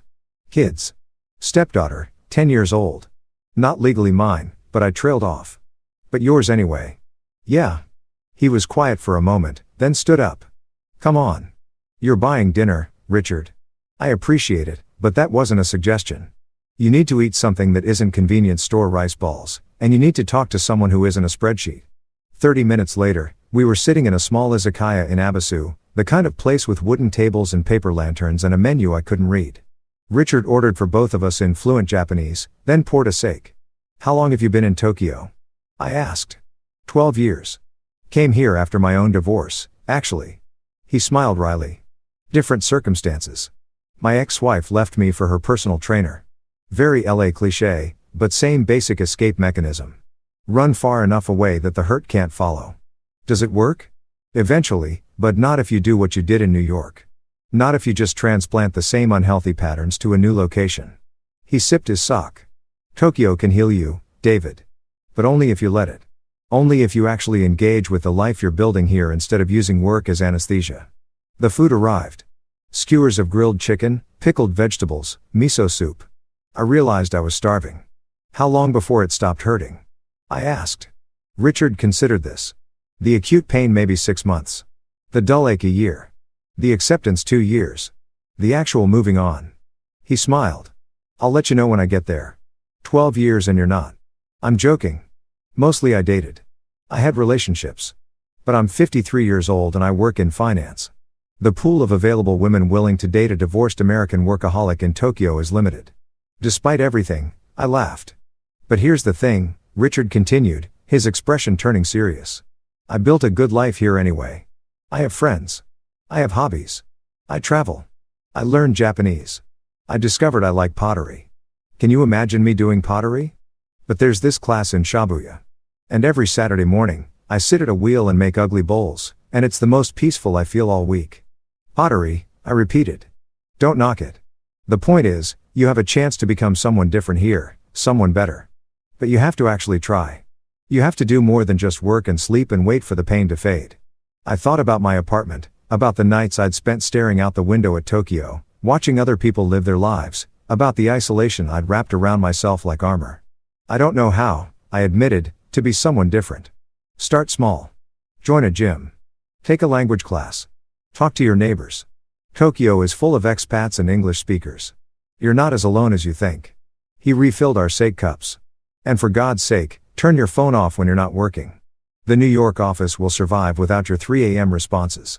We ate in comfortable silence for a while. The izakaya filled up with after-work crowds, salarymen in suits, young couples, groups of friends, life happening all around us. She called, didn't she? Richard asked. Your wife on Christmas night. She'd flown home from Aspen in a panic. Found my letter. Lost her mind. And I told her it was over. That she'd made her choice and I was giving her the freedom to live with it. How'd that go? She said she didn't want a divorce. That I was giving up without trying. That I was abandoning my family. Richard winced. Ouch. Yeah. But here's the thing. She'd already checked out months ago. She was rebuilding a relationship with her ex-husband while I was working AITA weeks. I was just too busy to notice until she made it obvious. And the kid, Emma, saying her name hurt. She thinks it's her fault. She thinks I left because she wanted to spend Christmas with her biological father instead of me. That's rough. I texted her, tried to explain. But how do you tell a 10-year-old that adults are complicated and messy and sometimes love isn't enough? Richard didn't have an answer for that. We just sat there, two divorced men in Tokyo, eating grilled chicken and drinking sake and carrying our respective wounds. My phone buzzed. I almost ignored it, taking Richard's advice about boundaries, but something made me check. A text from Jonathan, my lawyer. David Sarah called me. She's refusing to cooperate with the divorce. Says, you abandoned the marriage and she's going to fight for alimony, the house, everything. This could get ugly. Call me when you have a chance. I showed the message to Richard. He read it, shook his head. Let me guess. She wants you to come crawling back, and when you don't, she's going to punish you financially, apparently. Can she win? Maybe. I left the state, left the country. She could argue abandonment, but I also have documentation of her relationship with her ex, her spending patterns, the fact that I've been the sole earner for 8 years. It'll be a fight, but you'll win because you're smarter and more prepared. Richard smiled. You financial guys are all the same. Always 3 steps ahead. Is that a bad thing in divorce? No. In life, sometimes. He gestured for the check.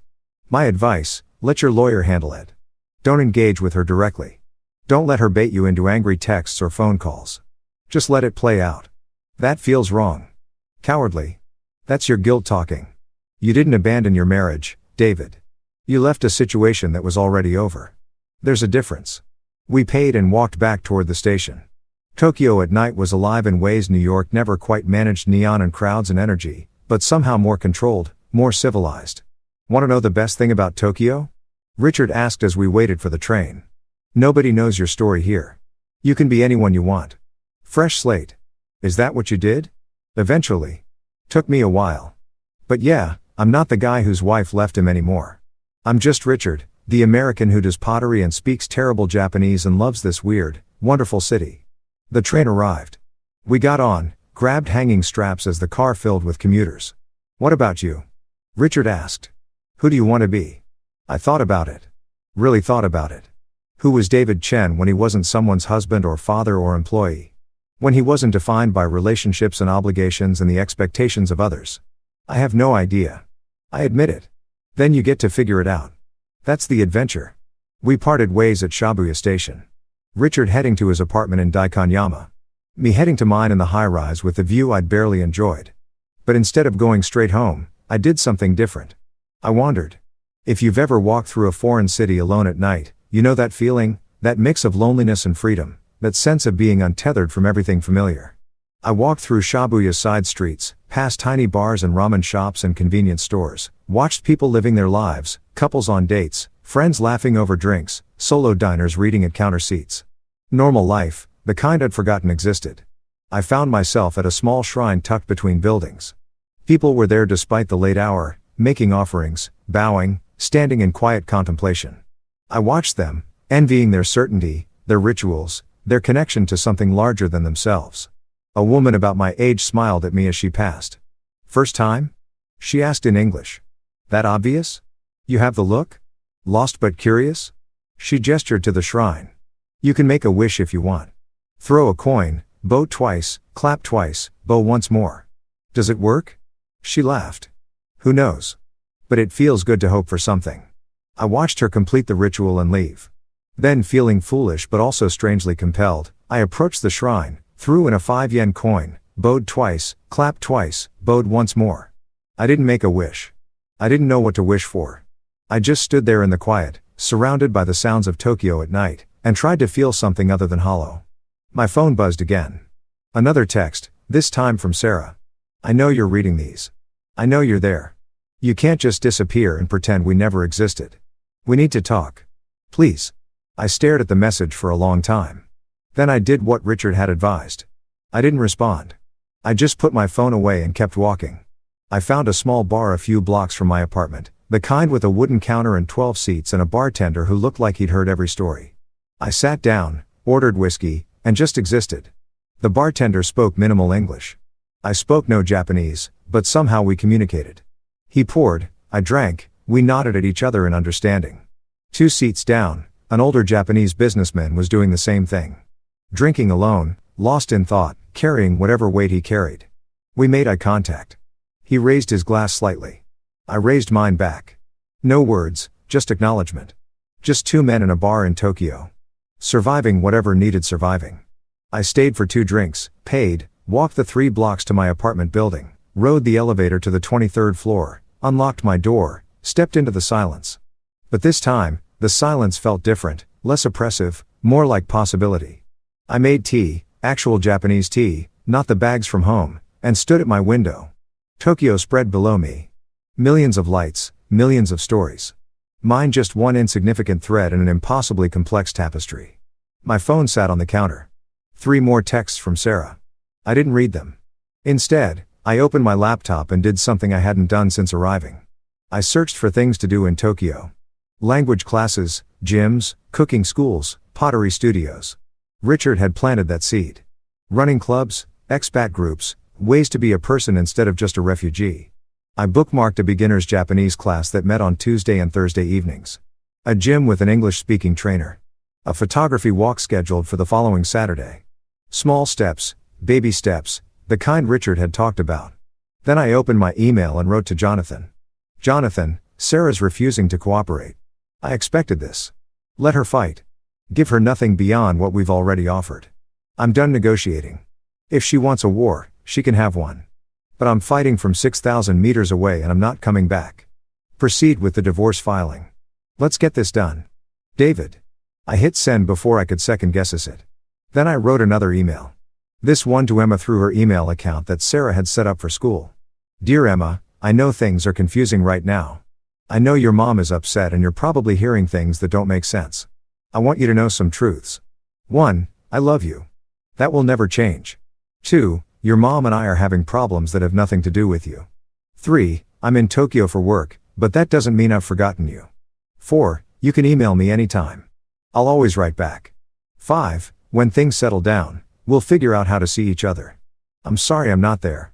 I'm sorry Christmas got complicated. I'm sorry for a lot of things, but I'm not sorry I got to be your dad for 7 years. Those were the best years of my life. Love always, Dad. I sent it before I could overthink that 1, 2. Then I closed my laptop, finished my tea, and went to bed. For the first time since arriving in Tokyo, I didn't dream about Sarah. I didn't dream about Emma. I didn't dream about my old life falling apart.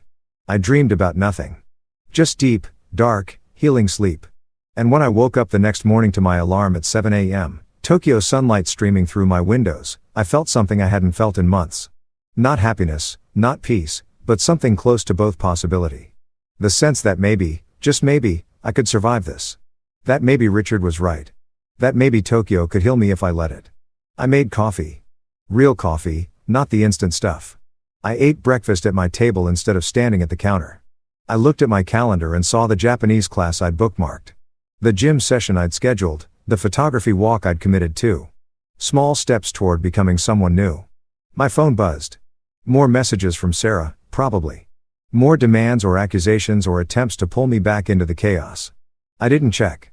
Instead, I got dressed, grabbed my bag, and headed to the office. Not to hide, not to use work as anesthesia. But because it was Thursday, and Thursday meant work, and work was just one part of a life, I was finally slowly beginning to build. Tokyo hummed outside my window. Millions of people starting their days, getting on trains, going to work, living their lives. And for the first time since arriving, I felt like maybe I could be one of them. Not the man who ran away from his marriage. Not the man who failed his family, just David in Tokyo. Starting over. 3 weeks into my new life, I started to understand what Richard meant about Tokyo healing you. It happened in small ways. Incremental shifts that accumulated into something larger. The Japanese language class on Tuesday and Thursday evenings where I struggled through basic phrases with a dozen other expats. All of us fumbling toward fluency. The gym sessions with Kenji, a different Kenji than my relocation specialist. This one, a personal trainer who spoke English with a British accent and had no mercy during burpees. The photography walks on Saturday mornings, wandering through neighborhoods I'd never have found otherwise. Yanaka with its old temples and traditional houses. Shimokazawa with its vintage shops and coffee culture. Daikanyama with its bookstores and quiet streets. I bought a camera, a nice one. Not because I needed it, but because I wanted it. Because taking photos of Tokyo's street corners and alleyways and moments of unexpected beauty gave me something to focus on besides the wreckage I'd left behind. If you've ever rebuilt yourself piece by piece, you know how strange it feels. How you catch yourself laughing at something and think, I'm allowed to laugh. How you make plans for the weekend and realize, I want to do this. Not should, want. Sarah texted constantly for the first 2 weeks. Anger, then bargaining, then more anger. I didn't respond. Jonathan handled everything through lawyers. The divorce was proceeding slowly and messily, but proceeding. Emma emailed twice. Short messages that broke my heart. Dad, Mom says you're not coming home. Is that true? I wrote back. I'm staying in Tokyo for work, but that doesn't mean we can't talk. How are you doing? Her response came 3 days later. Okay, I guess. Mom is sad a lot. Mark tries to cheer her up, but it doesn't really work. I miss you. I miss you, too, sweetheart. No more exchanges after that. I didn't know if Sarah had restricted her email access or if Emma had just run out of things to say to an absent father. Both possibilities hurt equally, but life continued because that's what life does. January turned into February. The Tokyo winter was cold but not brutal. I learned to navigate the train system without checking maps. I found a regular ramen shop where the owner recognized me and started preparing my order when I walked in. I made a friend Marcus, a British guy from the photography walks who worked in tech and had been in Tokyo for 5 years. The secret, Marcus said one Saturday over coffee in Nakamiguro, is to stop thinking of Tokyo as temporary. Stop thinking of yourself as passing through. You're not visiting. You're living here. Big difference. We were watching the Meguro River, which would be lined with cherry blossoms in a few weeks. I'd been looking forward to that to Hanami season. To something beautiful that didn't remind me of home. When did you make that shift? I asked. About a year in. When I stopped converting every price to pounds. When I started thinking in Japanese time zones instead of comparing everything to London. When I woke up one day and realized I wasn't homesick anymore. I'm not homesick, I said. I don't miss New York at all. Not the place, the people. Marcus studied me over his coffee. You haven't told me much about why you're here, just that it was a sudden relocation, work opportunity. I've been vague about my personal life. It felt easier that way. But something about the quiet morning, the river flowing past, the distance from everything made me tell him. Not all of it. The edited version. Wife reconnected with her ex. Marriage fell apart. Decided to start over in Tokyo. Left right before Christmas. Marcus listened without interrupting. When I finished, he just nodded. Brutal timing. Christmas. It was the only timing. They were going to Aspen with him. I was going to be alone anyway. Still, that's a hell of a way to end a marriage. He paused. You doing okay? Was I? I thought about it. Really thought about it. Yeah, I said, surprised to find I meant it. I actually am. Some days are harder than others, but overall, I'm okay. Good. That's good. Marcus finished his coffee. Want to know what helped me when my engagement fell apart? And I know this sounds cheesy as hell, but actually engaging with Tokyo. Not just living here, but really being here, learning the culture, making Japanese friends, doing things that force you out of the expat bubble. Like what? Like the pottery class Richard mentioned to you. I stared at him. How do you? Richard's in my pottery class. He talks about you. Says you're doing better, but still keeping everyone at arm's length. Marcus grinned. Tokyo's small when you're in the expat community. Everyone knows everyone eventually. The idea of Richard discussing me in pottery class was both mortifying and oddly touching. He's worried about you, Marcus continued. Thinks you need more than just work and weekend photography walks. I have the gym and Japanese class, which are both productive and healthy, but they're also solitary. Even the photography walks, you show up. You're friendly, but you never join us for drinks after. You never suggest meeting up outside of scheduled events. He was right. I'd been building a life, but it was still a careful life, a controlled life, one where I could retreat to my apartment in my silence and my solitude whenever things got too real. Come to pottery, Marcus said. Tomorrow, Sunday afternoon. Richard will be insufferable if I bring you, but it'll be good for you. I don't know anything about pottery. None of us did. That's the point. It's humbling. You sit at a wheel and try to make a bowl and it collapses and you try again. Very zen, very therapeutic. I almost said no. Almost gave some excuse about needing to catch up on work or do errands or any of the 100 ways I'd learned to politely decline human connection. But something stopped me. Maybe it was the morning light on the river. Maybe it was Marcus' directness. Maybe it was the realization that I'd been in Tokyo for 5 weeks and could count my actual friends on one hand. Okay, I said. I'll come to pottery. Marcus's grin widened. Excellent. Fair warning, you'll be terrible at it. Everyone is at first, but that's part of the charm. The next day, I found myself in a small studio in Shibuya, surrounded by wheels and clay and a dozen people who ranged from absolute beginners to moderately competent. Richard was there as promised, looking absurdly pleased with himself.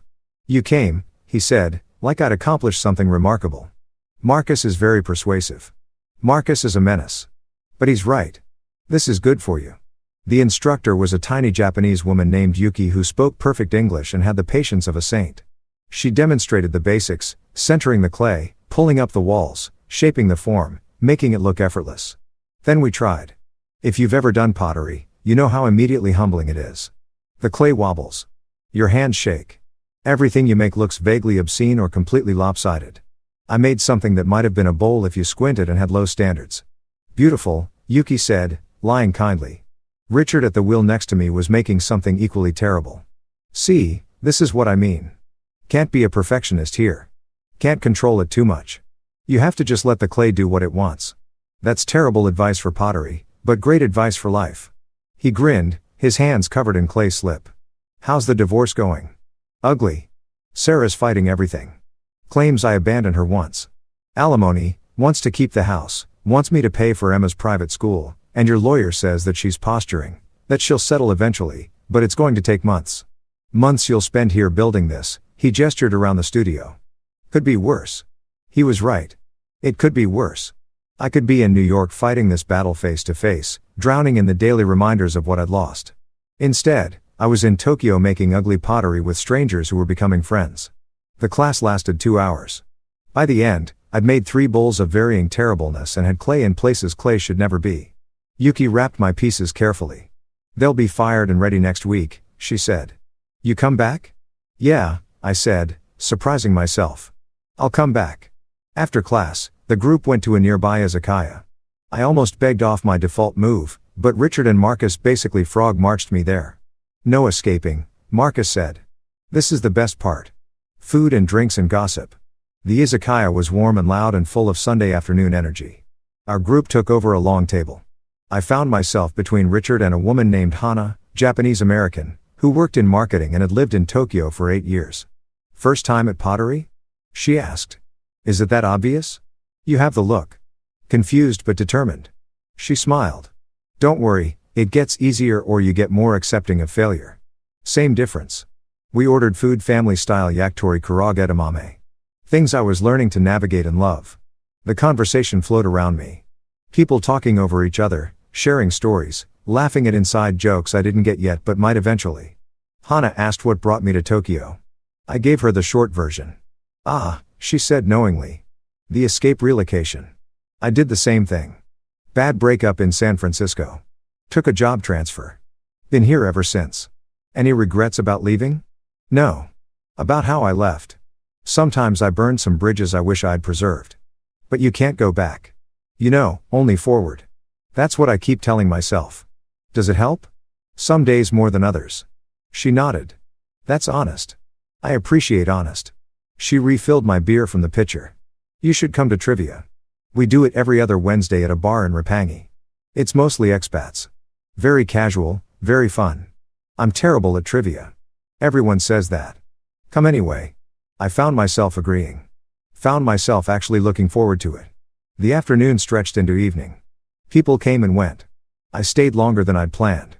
Talking to Hana about Tokyo neighborhoods, arguing with Marcus about the best ramen shops, listening to Richard tell stories about his early days in Japan when his Japanese was worse and his cultural understanding non-existent. Around 7, my phone buzzed. A text from Emma. Dad, I know you're busy with work, but can we video chat sometime? I want to see where you live. My heart clenched. I excused myself from the table, stepped outside into the cold February night. I called her. Not video chat. I wasn't ready for that. For her to see my face and read everything I was feeling but voice, she answered on the second ring. Dad. Hey, sweetheart. Got your message. How are you? I'm okay. Mom's still sad a lot, but Mark is nice. He took me skiing again last weekend. That sounds fun. It was. But I miss you. Her voice got small. When are you coming home? The question I'd been dreading. The one I didn't have a good answer for. Emma, I don't think I'm coming back to New York. Tokyo is. This is where I am now. Silence. Then forever. I don't know about forever, but for a while, a long while. Because of Mom. She wasn't asking. She was stating fact. 10 years old and seeing through all the adult pretense. It's complicated, I said. That's what Mom says. That it's complicated, but it doesn't seem complicated. You guys don't love each other anymore. So, you got divorced, right? Out of the mouths of babes. Something like that, I said quietly. Are you happier there in Tokyo? Was I? I thought about the pottery class, the photography walks, the Saturday mornings exploring neighborhoods, the feeling of possibility instead of obligation. Yeah, I said. I think I am. Then I'm glad you went. Her voice was steady, mature beyond her years. I'm sad you're not here, but I don't want you to be sad. And you were sad here. I could tell. I felt tears prick my eyes. When did you get so wise? I'm 10. I know things. I could hear the smile in her voice. Can we video chat next time? I want to see your apartment in Tokyo. It looks cool in pictures. Yeah, we can do that. How about next Sunday? Same time. Okay. I love you, Dad. I love you too, Emma, so much. We hung up. I stood outside the izakaya for a moment, breathing in the cold air, letting the emotion wash through me without drowning in it. When I went back inside, Hana looked at me with understanding. You okay? Yeah, just my daughter. She's 10 and somehow more emotionally intelligent than I am. Kids usually are. She slid the beer pitcher toward me. Drink. It helps. We stayed until almost 9. By the time we said our goodbyes, I had 3 new contacts in my phone and plans for trivia on Wednesday and a promise to join Marcus for a hike outside Tokyo the following weekend. Walking home through Shibuya, I felt different. Lighter maybe, or just less alone. My phone buzzed again. This time, Jonathan, Sarah's lawyer, is ready to negotiate. She's dropped the alimony demand. Still wants the house which you already gave her and wants you to contribute to Emma's education. That part's non-negotiable for her. I stopped walking, stood on a street corner in Shibuya, while thousands of people flowed around me. Emma's education, the one thing I'd always wanted to provide for her, the one thing that had nothing to do with the divorce and everything to do with being her father. Legal or not. I texted back, agree to education costs. Whatever she needs, whatever school she goes to, set up a fund. Make it ironclad that the money goes directly to Emma's education, not through Sarah. Done. This should wrap things up. We could be finalized by April. April. 3 months away. The end of my marriage. Official and legal and final. I should have felt sad. Should have felt the weight of it. Instead, I felt relief. And underneath that, the smallest flicker of something else, hope. I walked the rest of the way home, past the bright lights of Shibuya, past the late-night restaurants and convenience stores, past the lives being lived in this city that had somehow, impossibly become mine. My apartment was dark and quiet when I got there. But it didn't feel empty anymore. It felt like a base, a launching point, a place I returned to after living, not a place I hid from life. I made tea, stood at my window, looked out at Tokyo, spreading beneath me, alive and glowing and infinite. My phone sat on the counter, silent now. No more texts from Sarah. No more emergencies or accusations or attempts to pull me back. Just quiet. Just peace. Just the life I was building. Brick by brick, day by day. I opened my laptop and looked at the photos from yesterday's photography walk. The morning light on the Meguro River. The narrow streets of Nakamaro. The moments of beauty I'd captured because I'd been there. Present, engaged, really present. For the first time in years, I uploaded the best ones to a folder I'd titled Tokyo Year 1. Because that's what this was. Not an escape, not a running away, a beginning. And tomorrow I'd wake up and go to work and take my Japanese class and maybe text Hana about trivia and definitely video chat with Emma and continue building this life that was becoming impossibly mine. The divorce would finalize. The wounds would heal. The life I'd left behind would become a story I told instead of a present I inhabited. And I would be okay. Better than okay. I would be free.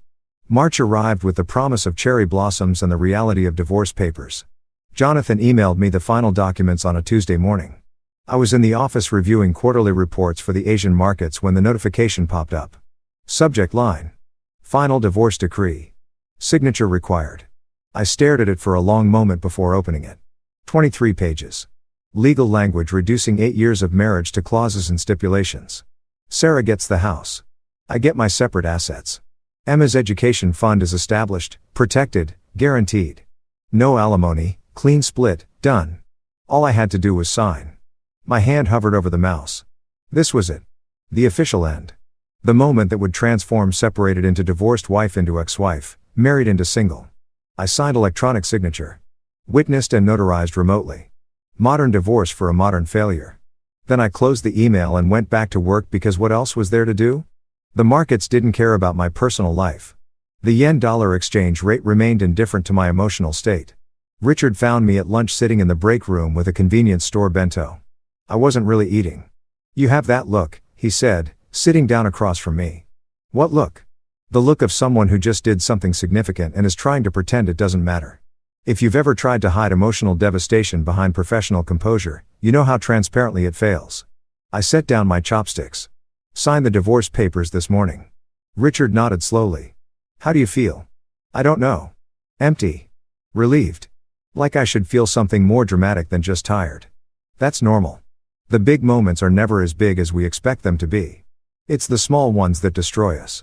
He opened his own lunch. You should take the afternoon off. Go do something that's not work. I'm fine, David. Really? Take the afternoon off. That's not a suggestion from a friend. That's from your boss. He smiled slightly. Go to a museum. Take photos. Sit in a park. Just don't sit here pretending you're fine when you're clearly not. I wanted to argue. Wanted to insist I could power through. That work was the best distraction. That keeping busy was how I survived. But Richard had been through this. He knew. Okay, I said quietly. I'll go. I left the office at 1 p.m., walking out into a Tokyo afternoon that was warmer than it had been. The first real hint of spring in the air. Cherry blossom season was coming. The city was preparing for it. Forecasts everywhere. Hanami party planning. The collective anticipation of something beautiful. I took the train to Ueno. Wandered into the park where early plum blossoms were already blooming.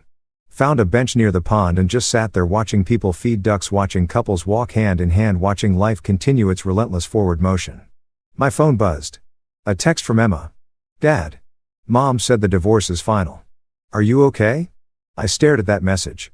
Sarah must have told her immediately. Probably thought it was important for Emma to know. Or maybe she needed someone to talk to and 10-year-old Emma was the closest thing to a neutral party. I texted back, I'm okay. How are you? Sad, but also kind of relieved. Does that make sense? Yeah, sweetheart. That makes perfect sense. Mom's been crying a lot, but also planning things with Mark. It's weird. I'm sorry you're caught in the middle of this. It's okay. Mark is nice. He doesn't try to replace you or anything. He just is there. Present. The word I'd heard so many times in the months leading up to this. Mark was present. Mark showed up. Mark was what I hadn't been. I'm glad he's good to you. I wrote and meant it. When can I visit Tokyo? Mom says maybe this summer. Would that be okay? My heart jumped. The thought of Emma here, seeing my new life, my apartment, my city. It felt impossible and essential all at once. That would be more than okay. I'd love that. Cool. I'll tell Mom. Love you, Dad. Love you, too, Emma. I sat with that conversation for a while. The idea of Emma visiting, of her seeing that I'd built something here, that I wasn't just hiding or running away, but actually living. My phone buzzed again. This time, Hana, hey, we're doing early Hanami viewing this weekend. Some spots already have blossoms. Want to come? I almost declined. My default response to invitations, to connection, to anything that required showing up as a full human being rather than a carefully controlled facade. But Emma would ask about my life in Tokyo, about my friends, about what I did here, and I wanted to have answers that were more than work and gym and trying not to think about everything I lost. Yes, I texted back where and when. By Saturday, I'd almost talked myself out of going. The week had been long. Work had been intense, and the weight of the divorce, even though I'd told myself I was fine, sat heavy in my chest. But I went anyway. Met Hannah and Marcus and 6 other people from various overlapping friend groups at Meguro River at 9 a.m. The cherry trees were just beginning to bloom. Not the full explosion of pink that would come in 2 weeks, but enough to be beautiful. Enough to remind you that winter doesn't last forever. You made it, Hannah said, smiling. She handed me a coffee from the convenience store. How was your week? Divorce finalized on Tuesday. Her smile faded. I'm sorry. Are you okay? Everyone keeps asking me that. I don't know anymore. I feel like I should have a better answer. The answer is you're here. You showed up. That's enough. She linked her arm through mine. Casual and friendly. Come on. We're walking to Nakamiguro. The blossoms are better there. The group moved as a loose collective.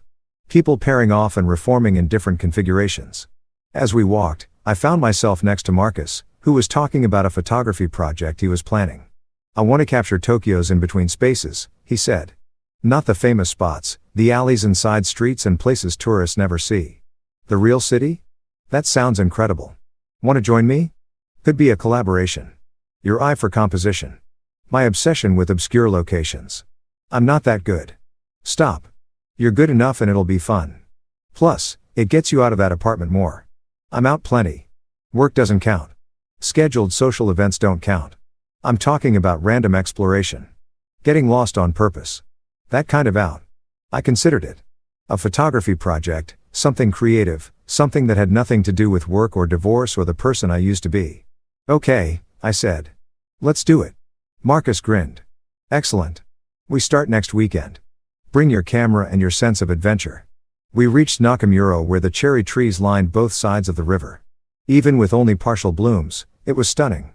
Petals drifted down occasionally, landing on the water, floating downstream. Temporary beauty, fleeting perfection. If you've ever stood beneath cherry blossoms, you know that feeling, that awareness of transience, of beauty that exists precisely because it doesn't last. The Japanese had a word for it. Mono nor. The pathos of things. The gentle sadness of impermanence. I took photos. Lots of them. The blossoms. The river. The people beneath the trees looking up in wonder. Hannah laughing at something someone said. Marcus adjusting his camera settings. Moments that would pass but could be preserved at least partially.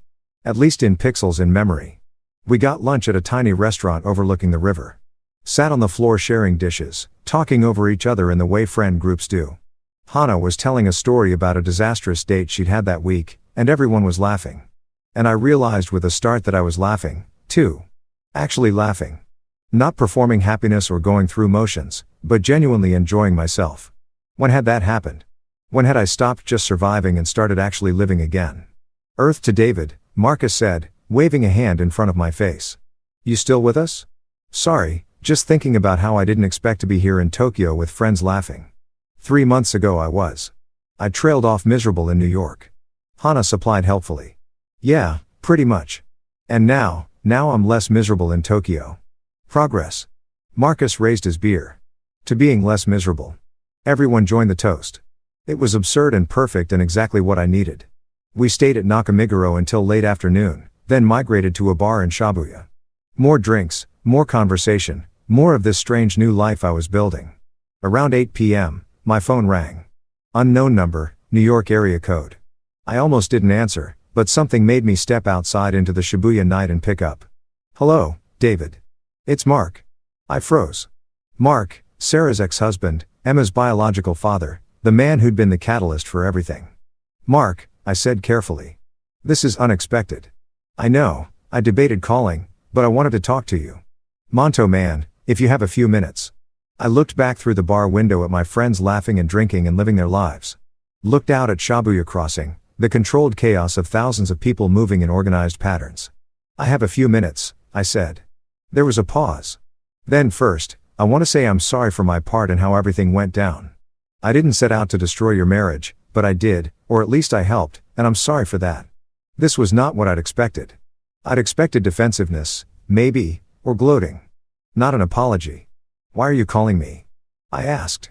Because Emma asked me to. She said you seemed sad when she talked to you. Said you were alone in Tokyo. Said someone should check on you. He paused. She loves you, you know. She doesn't understand why you had to leave.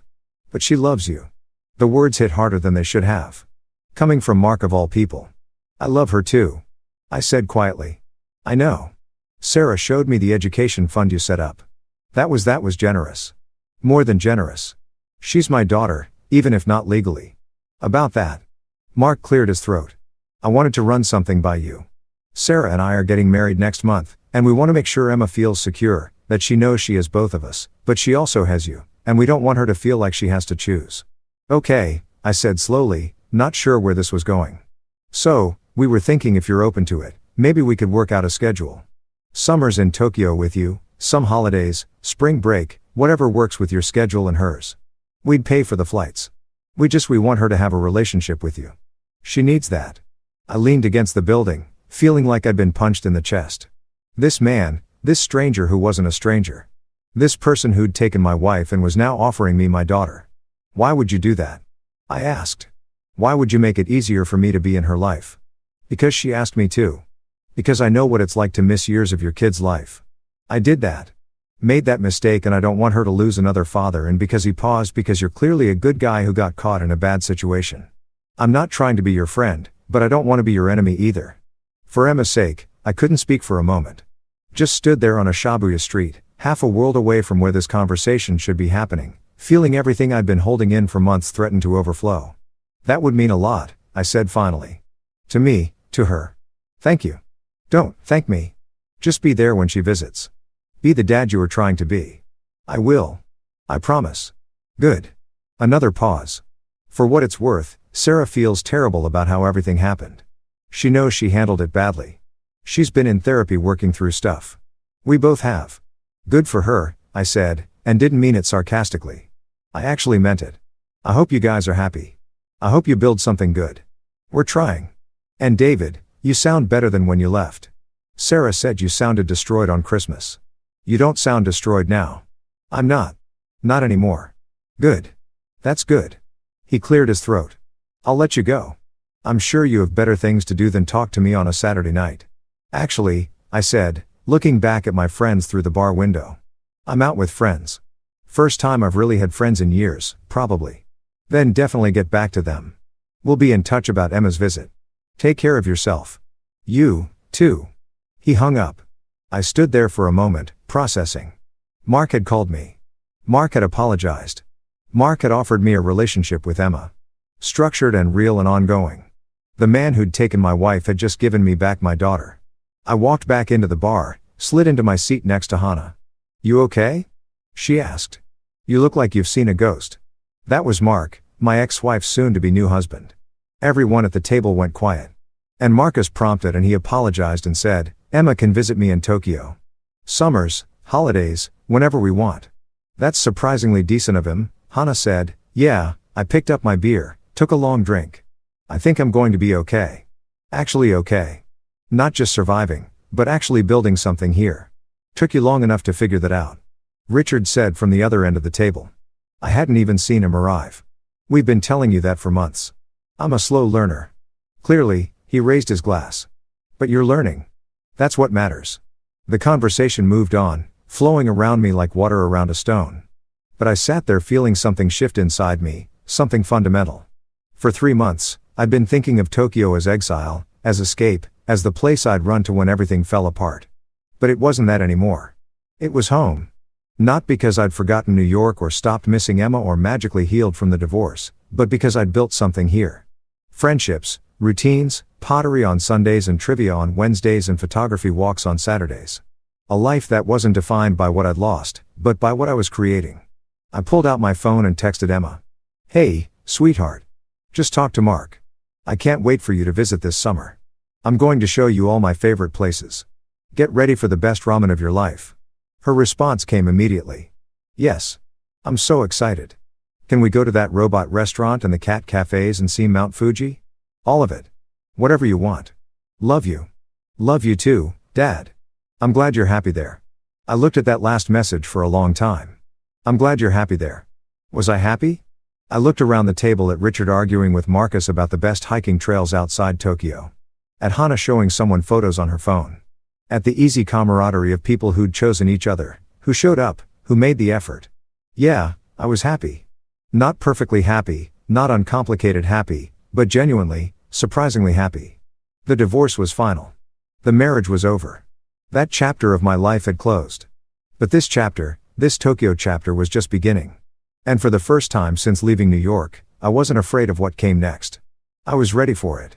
April brought cherry blossoms in full force and a phone call I should have expected, but didn't. I was at Yo-Yo Yogi Park with Marcus, photographing the Hanami parties happening beneath the trees, families on picnic blankets, couples holding hands, groups of friends drinking and laughing beneath clouds of pink petals. The sun was setting, turning everything golden, and I was crouched low, trying to capture the way light filtered through the blossoms when my phone rang. Sarah, I hadn't spoken to her directly since Christmas night. Everything had gone through lawyers. The divorce was final. The arrangements for Emma's summer visit were being coordinated through Mark. There was no reason for her to call me, which meant something was wrong. I almost let it go to voicemail. But the thought of Emma made me answer, Sarah, David. Her voice was different than I remembered, smaller, uncertain. Do you have a minute? I looked at Marcus, who'd noticed me freeze. He gestured that he'd keep shooting, giving me space. I walked away from the crowds toward a quieter section of the park. What's wrong? Is Emma okay? Emma's fine. She's at soccer practice. A pause. I'm calling because I owe you an apology. A real one, not through lawyers or brief emails. An actual conversation. If you've ever had someone pull the rug out from under you twice. First by destroying your marriage, then by acknowledging they destroyed it, you know how disorienting it is. Okay, I said carefully. I've been in therapy since January, processing everything that happened. And my therapist asked me a question last week that I haven't been able to stop thinking about. She took a shaky breath. She asked if I'd ever actually told you the truth about why I pushed you away. You were in love with Mark. That seems pretty straightforward. That's part of it. But not all of it. Another pause, longer this time. David, do you remember when we first got together? When Emma was 2 and I was drowning as a single mom and you swept in like this knight in shining armor. I remember. You were so put together, so successful. You had your life figured out and I was this mess, divorced, broke, struggling to raise a kid I had no idea how to raise. You made me feel safe. You made me feel like maybe I could build something stable. And then I worked too much and stopped being present. I know this story, Sarah won. No, you don't. Because I never told you the other part. Her voice cracked. I never told you that somewhere along the way I started resenting you for being so capable. For having all the answers, for making me feel like I couldn't make a decision without running it past you first. I stopped walking. What? You were so good at everything, David. So successful at work. So good with money. So logical and rational and calm. And I felt like this accessory to your perfect life, like I was supposed to be grateful you'd chosen me, grateful you'd taken on someone else's kid, grateful for the house and the lifestyle and everything you provided. Sarah, I know you never meant it that way, but that's how it felt. Like I was less than, like I'd brought nothing to the table except baggage and bills. The words hit like stones. I'd spent months thinking I knew why my marriage had failed. I'd worked too much. I'd been absent. I'd prioritized wrong. Simple causation. Clear fault. But this was different. This was about things I hadn't even known were happening. When Mark came back around, she continued, he made me feel different. He didn't have his life together. He was still figuring things out. He asked for my opinion on things. He made mistakes and admitted them. He was. She searched for the word human, flawed, equal, and I wasn't. You were perfect. That was the problem. I laughed short and bitter. I wasn't perfect, Sarah. I was drowning. I was working 80-hour weeks trying to provide the life I thought you wanted, trying to be good enough for you. I never asked for that. You didn't have to ask. You married up your words, not mine. You said that at our rehearsal dinner, that you were marrying up, that you couldn't believe someone like me chose someone like you. Silence on the other end. Heavy silence. I said that, she whispered. You did, and I internalized it. I thought providing was how I proved I was worth choosing. That if I could just work hard enough, earn enough, give you the perfect life, then I'd be enough. Oh, God, David, I didn't realize. How could you? I never told you. I just kept working harder, kept trying to be perfect, kept failing at the one thing that actually mattered, being present. We both sat with that for a moment.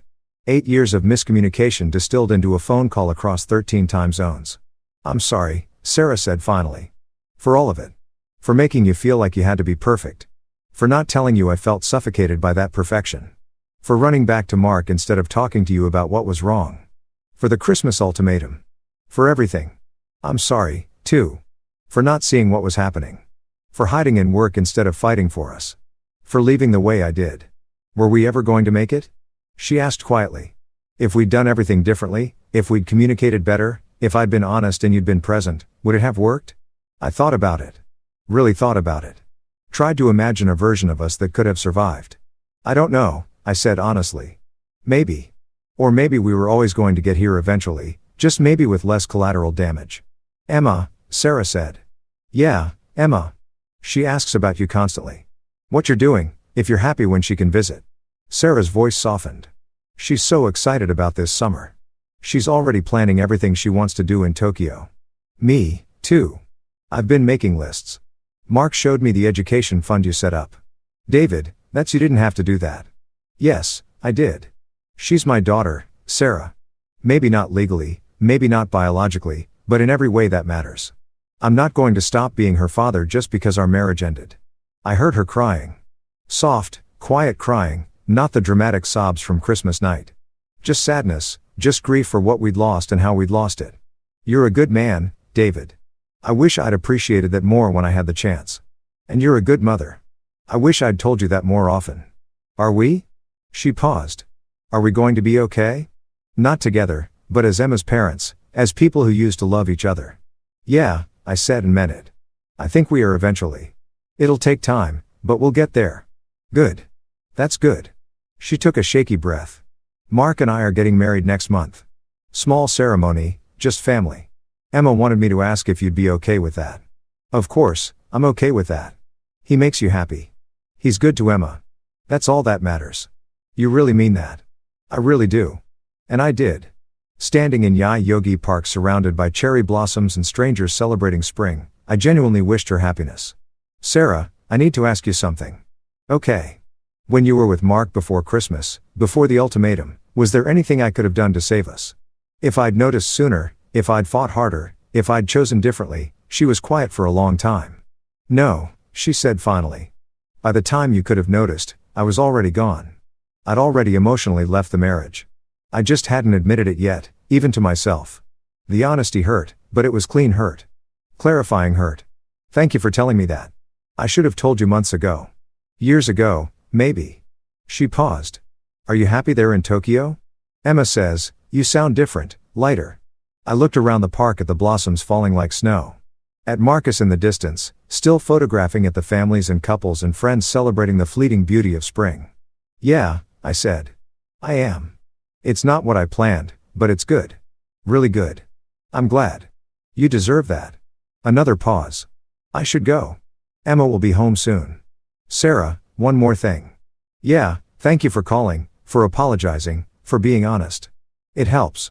I'm glad. Take care of yourself, David. You, too. She hung up. I stood there for a while, phone in hand, processing. 8 years of marriage, months of divorce, and now this closure. Real closure. Not the legal kind from signed papers, but the emotional kind that comes from honesty and accountability and mutual recognition of failure. We'd both gotten it wrong.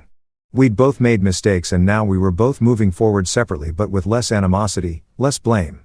Marcus found me standing there. You okay? He asked. You've been gone for 20 minutes. My ex-wife called. Oh, is everything? She apologized. Actually apologized.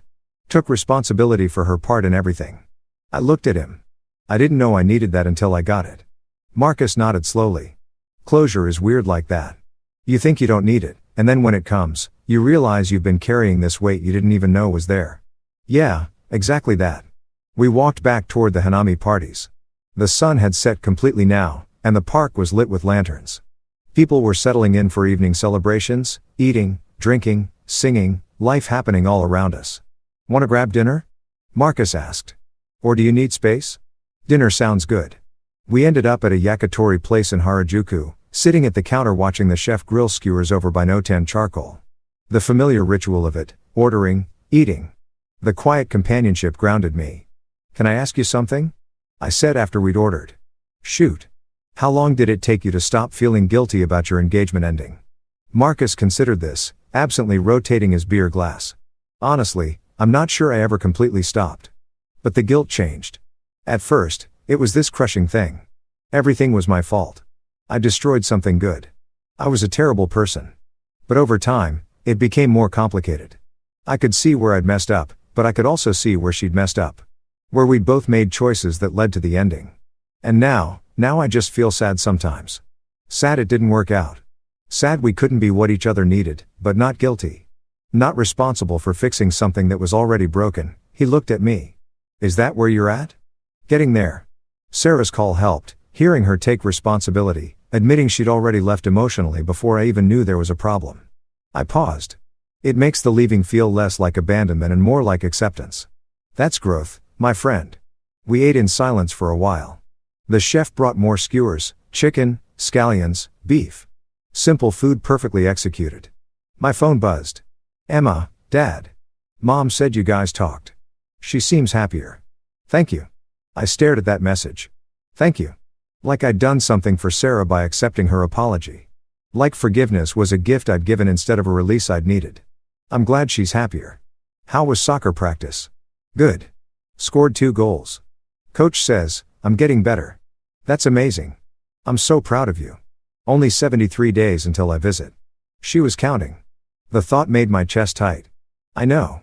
I'm counting, too. Love you, sweetheart. Love you, too, Dad. I set down my phone, smiling despite everything. Good news, Marcus asked. Emma, counting down days until her visit this summer. That's sweet. You nervous? Terrified. What if Tokyo disappoints her? What if I disappoint her? You won't. You're building a whole life here. You have things to show her, places to take her, friends for her to meet. He gestured around. This is real, David. This isn't exile or escape anymore. This is your actual life. He was right. Somewhere over the past 4 months, Tokyo had stopped being the place I'd run to and started being the place I lived, worked, had friends, made pottery, took photos, existed as a complete person instead of a collection of failures and regrets. When did that happen? I wondered aloud. For much, when I tear gradually. Same way healing always happens. You just wake up one day and realize you're not bleeding anymore. We finished dinner, walked back through Harajuku toward the station. The streets were alive with weekend energy, teenagers in elaborate fashion. Tourists taking photos, couples walking hand in hand. At the station, Marcus turned to me. Photography project tomorrow. I found some great spots in Janison we should shoot. Yeah, text me the time. Will do. And David, I'm glad your ex called. I'm glad you got that closure. You seem lighter. I feel lighter. We parted ways. Marcus heading to Nakamuro. Me back to Shibuya. The train was crowded but not uncomfortably so. I found a spot near the door and watched Tokyo slide past the windows. My phone buzzed one more time. Richard, heard from Marcus, you had a big call today. Pottery tomorrow. Nothing like throwing clay to process emotions. I smiled. Can't photography project with Marcus, but next week for sure. Good. Proud of you, kid. Building a real life there. I put my phone away and just rode the train, feeling the rhythm of it, the sway and click of rails, the collective journey of strangers going their separate ways.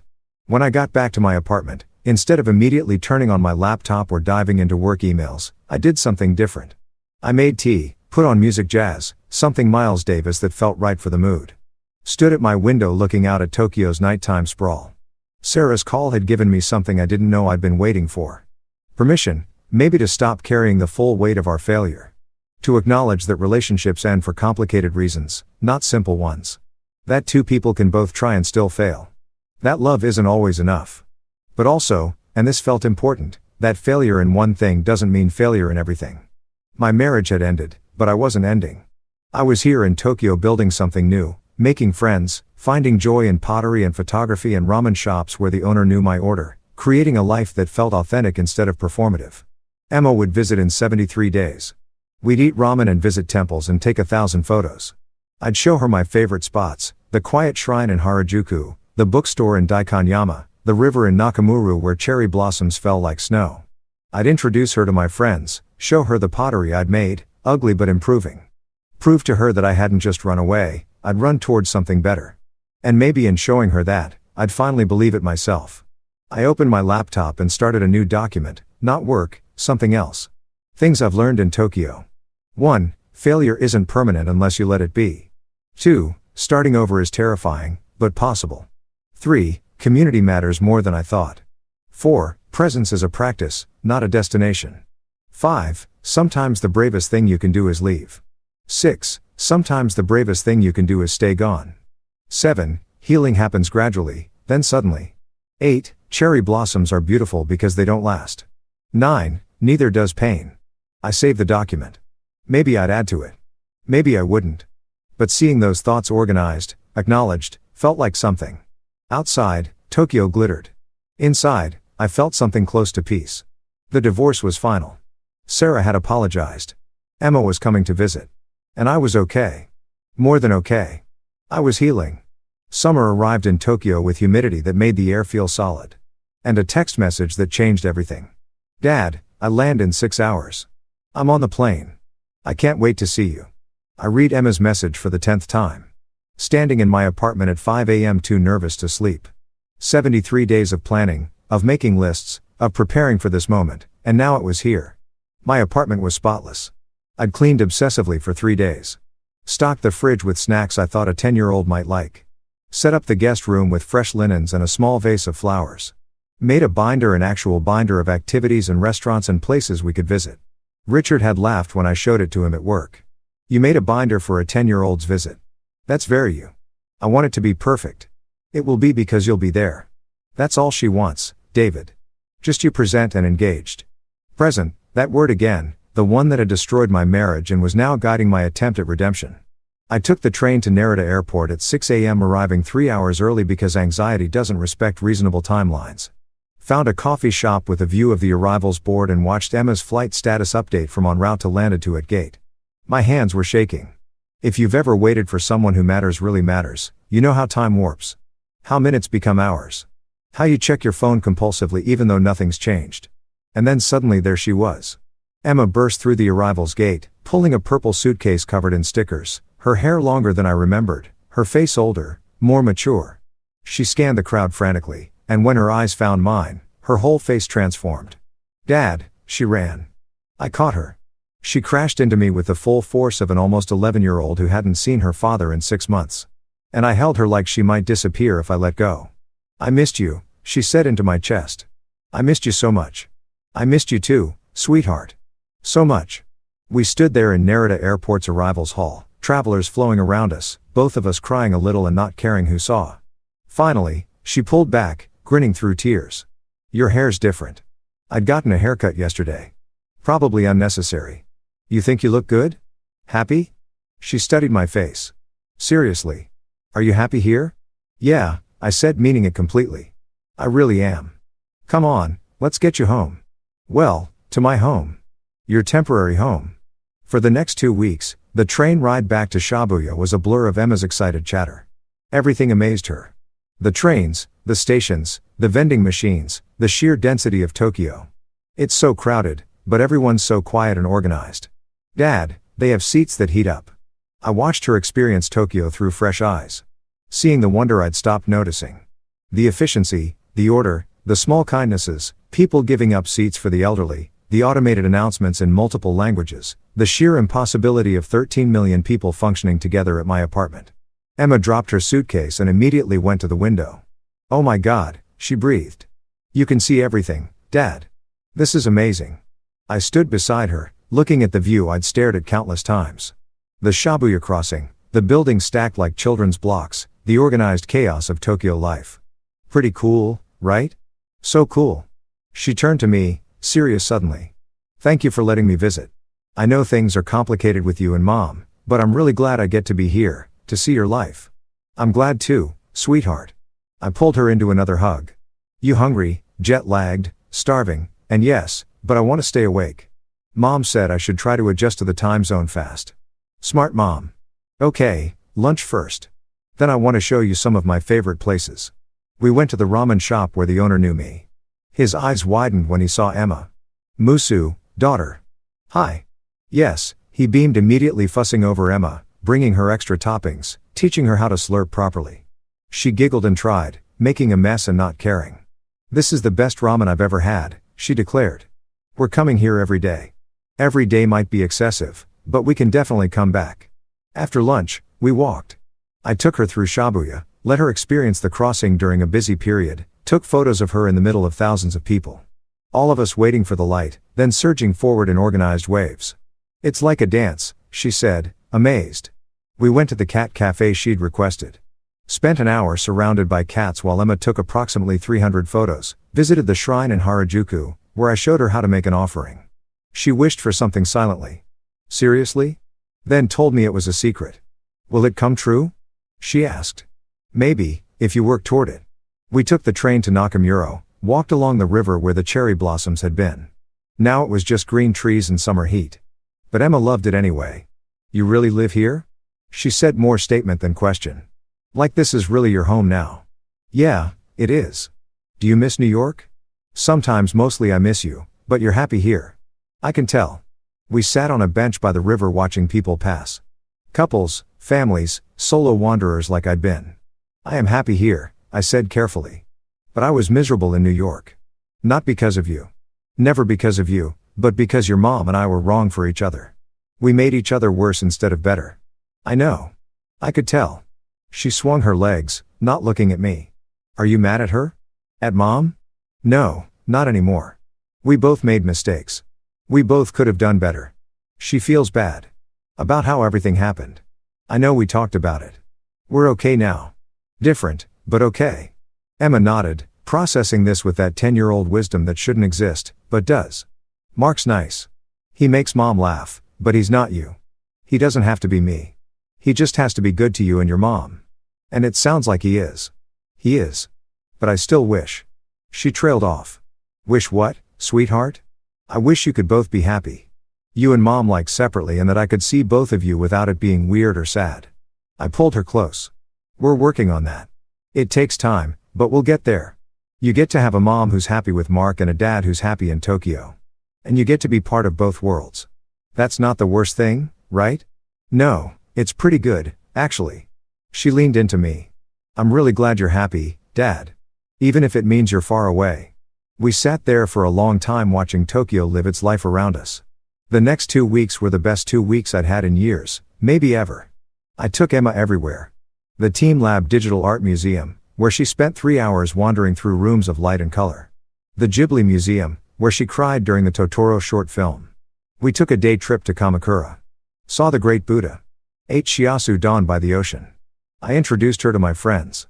We had dinner with Richard and Marcus and Hana at an izakaya, and Emma charmed everyone asking questions about their lives in Tokyo, their hobbies, what brought them here. Your dad talks about you all the time, Hana told her. We feel like we already know you. Really? Emma looked at me. Pleased. Really? I confirmed.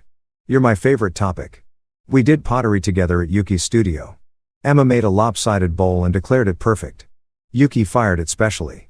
Had it ready before Emma left. For keeping special things, she told Emma to remember Tokyo. We took 1,000,000 photos. Emma with her ramen. Emma at the crossing. Emma at temples and parks and the top of Tokyo Tower. Emma with my friends with cats. With every vending machine she found interesting. On her last night, we sat at my apartment window watching the sun set over Tokyo. I don't want to leave. She said quietly. I don't want you to leave either, but you'll come back Christmas break maybe or spring and we'll video chat every week. Promise. Promise. She was quiet for a moment. Then, Dad, can I tell you my wish from the shrine? Sure, sweetheart. I wish that you'd keep being happy. That you wouldn't stop building this life just because it's far from me. She looked up at me with serious eyes. You're allowed to be happy even if it means being away. I want you to know that the permission I didn't know I needed from the person whose opinion mattered most. Thank you.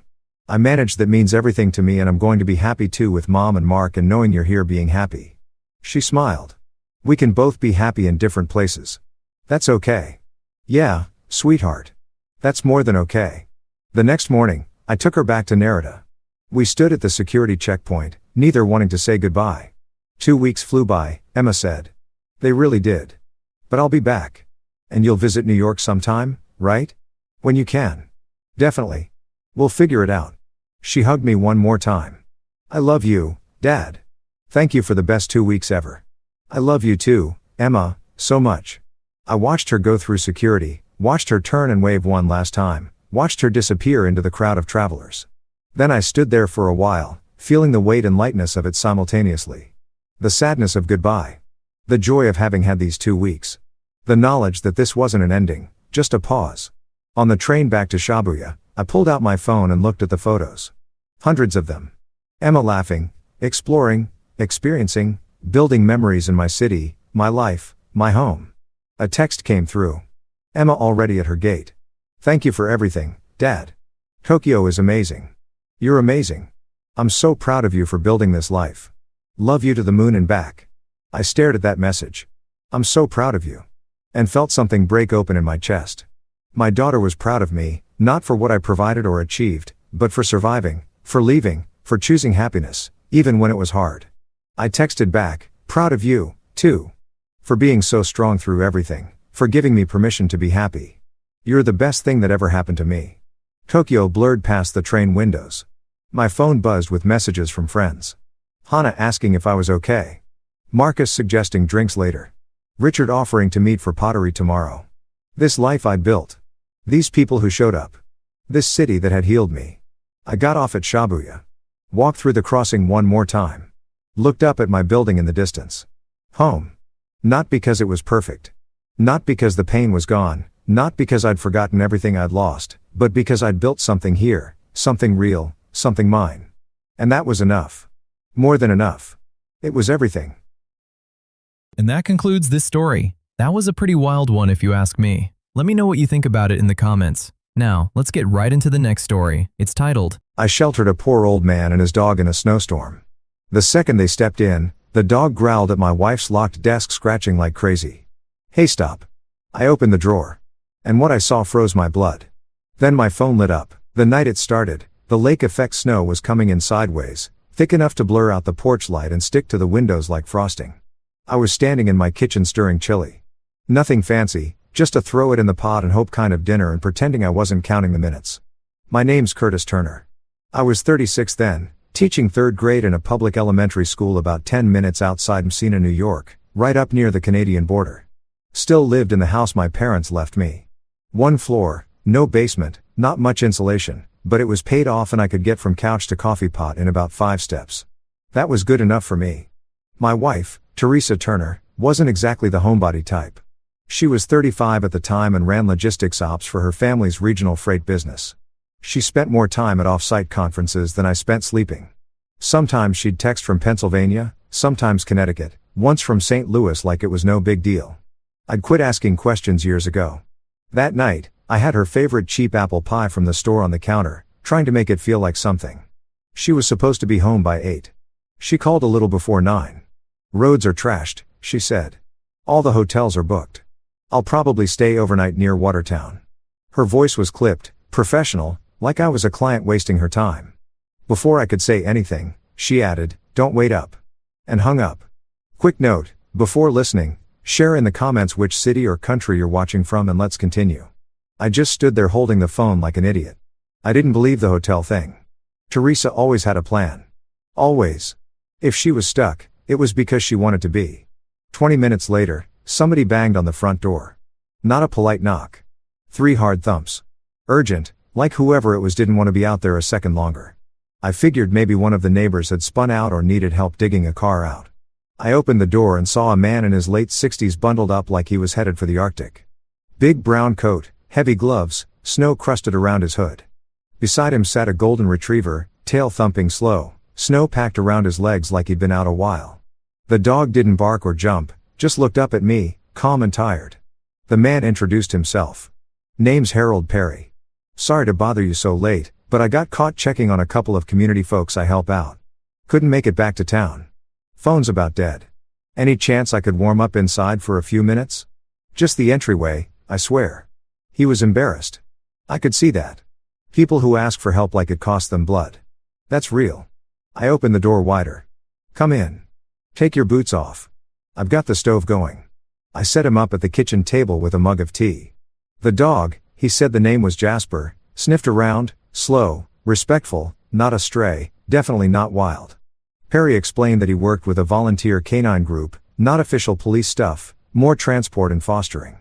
Said he'd found Jasper limping by the side of a county road a few days earlier. No tags, no chip, but clearly trained. "He's been calm since I picked him up," Perry said. "Friendly, bit cautious. But tonight's different." I nodded, half listening, half wondering if Teresa would even bother texting again. Jasper paced the house like he knew it. He didn't jump on furniture, didn't beg, just wandered, tail low. Then he stopped at the door to Teresa's little home office. It used to be my dad's den back when this was his place. Now, it was where Teresa kept her company files, which she never let me near. Jasper stepped forward, nose twitching, then pressed his snout to one of the desk drawers. It was locked, always was. His body went stiff, his ears flattened, and then he growled, low, steady, like he was warning a stranger off. A second later, he started scratching at the wood like his life depended on it. Hey, I said, stepping over. "Easy, boy." Perry stood up fast, snapped his fingers, and said, "Leave it." Calm, practiced. The kind of voice people use when they've worked with dogs that actually listen. Jasper backed off, but he didn't take his eyes off that drawer. I didn't either. Perry stood next to the table, hands still hovering midair like he expected Jasper to make another move. The dog didn't, but his eyes didn't budge either, fixed on that drawer like it had kicked him once and owed him an apology. "That one's my wife's," I said, nodding toward it. "She keeps business stuff in there. Contracts, logistics forms. Her company's got her on the road more than she's home, so she uses this space to catch up." Perry gave a polite nod. No judgment, no comments. But something in his expression shifted like a switch flipping behind the eyes. He wasn't just some stranded neighbor anymore. He was processing, collecting details like a guy who knew how to read a situation. Outside, the wind hadn't let up. It kept throwing snow against the house in gusts, loud enough to drown out the hum of the fridge. I grabbed a spare blanket from the hall closet and tossed it over the couch. Perry tried to wave me off. "I'll be out of your hair soon," he said. "Just needed a few minutes." His hands were trembling slightly, even with gloves on. I didn't make a big thing of it. Just pointed to the couch. "Storm's not going anywhere tonight. Might as well be warm." He gave in after a moment, sat down stiffly, and pulled the blanket across his lap. Jasper curled up at the foot of the couch, but his eyes kept darting toward the den like he was waiting for something else to happen. I turned off the kitchen light and headed to bed. But I didn't get much sleep. Not because I thought Perry was some kind of criminal. He was calm, careful, almost too polite. But Jasper's reaction wouldn't stop looping in my head. That growl wasn't fear. It wasn't aggression either. It was personal. That dog had smelled something inside that drawer, and it hit a nerve. By morning, the snow had gone from loud to heavy, thick and wet, like it was trying to bury the whole world. I made eggs and toast while Perry washed his hands at the kitchen sink, then set a bowl of water on the floor for Jasper and split some bacon between his plate and a paper towel for the dog. Jasper didn't move until Perry gave a little nod. Then he patted over, sat politely, and waited again. The kind of training that doesn't happen in a backyard. That dog had lived with someone who cared. Not just put food in the bowl kind of care. Real structured care. "Used to help with canine events," Perry said casually. "Searches, fundraisers, community days. I'm not a cop or anything. Just an old guy who likes being useful." He scratched Jasper behind the ears and added, "Whatever he picked up in that drawer, it wasn't paper. I've seen this before." That was memory. Association. I nodded, but I didn't say anything. My stomach had been in knots since before sunrise. Perry stood up, pulled an index card from his wallet, and wrote a number on it with blocky, careful handwriting. Then he handed it to me and said, "If you hear anything about a missing golden retriever, give me a ring. I'll keep asking around." As he zipped up his coat, he gave me a look. Not pity, not warning, just direct. "And if your wife asks about the dog's behavior, tell her I startled him. Leave yourself out of it." He left it hanging there for a beat, then reached for Jasper's leash. The dog didn't resist, just trotted beside him with that calm gait like nothing had ever happened. But when they stepped out into the snow, Jasper stopped, turned his head once, looked back at the house. I closed the door. After they left, I walked straight into the den. The drawer was shut tight, locked clean, no visible damage, Just 3 shallow scratch marks near the bottom right edge. The kind that wouldn't show up in bad lighting, but were deep enough to feel with a fingertip. The kind that said something inside that drawer didn't sit right. Mid-afternoon, the district sent out a text saying schools would likely stay closed another day. Normally, I'd have taken that as a bonus. Extra sleep, a slow breakfast, maybe a couple chores, but the house felt too quiet, not peaceful, hollow. Around 5, I got a text from Teresa. Not hi or made it safe. Just don't touch anything in my office. I'll handle it when I'm home. That was it. Cold. Final. I stared at the screen for a long time. Could have been coincidence. Maybe she was being practical. Maybe she'd had a long night. Maybe Jasper was just confused by old smells. But I'd been married to that woman for over 6 years. I knew the difference between routine and reaction. And that text wasn't routine. I didn't respond. I walked to the kitchen, took Perry's index card off the table, and slid it into the front of a worn notebook I kept in the drawer where we used to stash coupons. I'd stopped using it after we got married. But something about holding it again felt right. I wasn't about to start snooping through Teresa's stuff. Not yet. But I also wasn't letting that drawer disappear from my memory. There was a reason Jasper went still in that room. I didn't know what was inside. But from that night forward, I was paying attention. The front door opened a little after 6 o'clock in the morning, and I knew it was Teresa before I even turned around. Not because she made noise. She rarely did, but because the air in the house shifted. She came in with that fast, efficient walk like she was late for something. Coat still on, rolling suitcase left by the door. She looked wrecked in the way only people with control issues ever do. Her face was pale, eyes tired, but her hair was perfect. Not slept on, not messy, controlled. She walked past me like I was a chair that had been moved an inch out of place. I stepped toward her anyway and wrapped my arms around her shoulders. For half a second, she stiffened. Just a half beat, enough for me to feel it. Then I caught the smell. It wasn't her usual clean citrus soap. This was heavier, floral, expensive, the kind of perfume that lingers on coats and doesn't belong in my small kitchen. "You okay?" I asked. "Want some coffee?" She pulled back and gave me a look like I'd asked her for a favor she didn't owe me. "I have a call at 9 o'clock, she said. "I need sleep." No apology, no explanation. She went straight down the hall and shut the bedroom door with a soft click that somehow felt louder than a slam. Teresa had always traveled. That part wasn't new, but this was different. There was an edge to her that morning, sharp and restless, like she was irritated by the fact that I existed in the same space. Looking back. That's what people do when they're trying to keep you off balance. They act like you're the problem for noticing. I stood there a moment, then picked up her coat from the back of the chair to hang it. As I lifted it, something slipped out of the inside pocket and hit the hardwood with a clean hollow sound. A key. Small brass. Not a house key. Too short. Too specific. I stared at it in my palm longer than I want to admit. My first instinct was to put it back and pretend I hadn't seen it. That's what a lot of people would have done. That's what Teresa counted on. But Jasper hadn't scratched that drawer for nothing. Teresa hadn't sent that text unless she thought I might find something. And Perry hadn't looked at me the way he did unless he thought I was standing next to a problem I hadn't named yet. I went into the den and shut the door behind me. The desk was exactly how Teresa left it. Neat, organized, locked drawer right where it always was. I slid the key in and turned it. The lock opened smooth. Too smooth. Like it got used a lot. I pulled the brass key back out and slipped it into my pocket before I even looked inside. Inside were folders stacked neatly, envelopes labeled in Teresa's tight handwriting, a couple of receipts folded clean. All boring, all normal. Until my eyes caught something that didn't belong. A watch. It was a women's bracelet watch. Silverton toned, thin band, small face, delicate in a way that suggested it wasn't meant for daily wear. It wasn't tossed in there either. It had been placed carefully, wrapped in a soft cloth. I picked it up and flipped it over. The engraving hit me right in the chest. Kayla Hill, 30th birthday. Clean lettering, professional, a gift, personal, not something you misplace, not something you end up with by accident. My mouth had gone dry when I heard Teresa behind me. She didn't yell. She didn't gasp.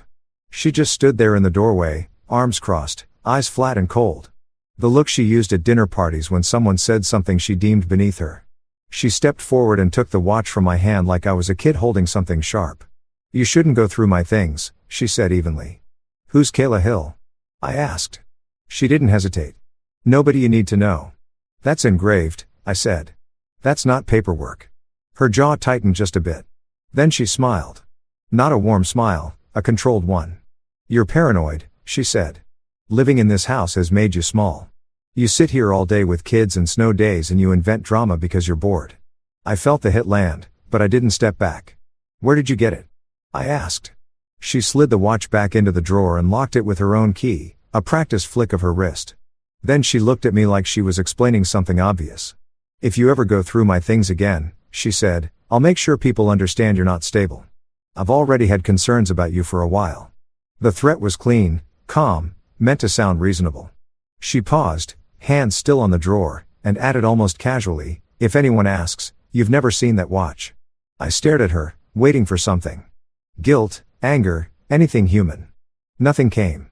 She walked past me and back down the hall, leaving the den door open behind her like she wanted me to sit with it. I didn't follow her. I stayed there, listening to the quiet, the sound of the lock clicking again in my head. I made sure the brass key was still in my pocket and closed the den door myself. By the time I shut the den door, I knew something had changed between Teresa and me for good. But I didn't have time to dwell on it. School reopened 2 days later, and when I walked into the building, it smelled like wet boots and cheap hand soap. The kind of cold weather funk that clings to public school hallways. That's when I met Zach. New kid, 10 years old, skinny, pale, hair a little too short on the sides like someone had buzzed it in a hurry. What stood out though was his expression. Calm, quiet, and dead tired. Not in a sleepy way. This was the kind of tired you see on guys waiting at the DMV with overdue child support and no backup plan. He didn't smile when I introduced him to the class. He nodded like he'd already been through it a dozen times and didn't expect it to go well. And he was right. My class had a few kids who liked to push buttons just to see what happened. They noticed Zach's silence immediately like it was an invitation. It started small, whispering when he got answers right, snickering when he hesitated, bumping into his desk like it was an accident.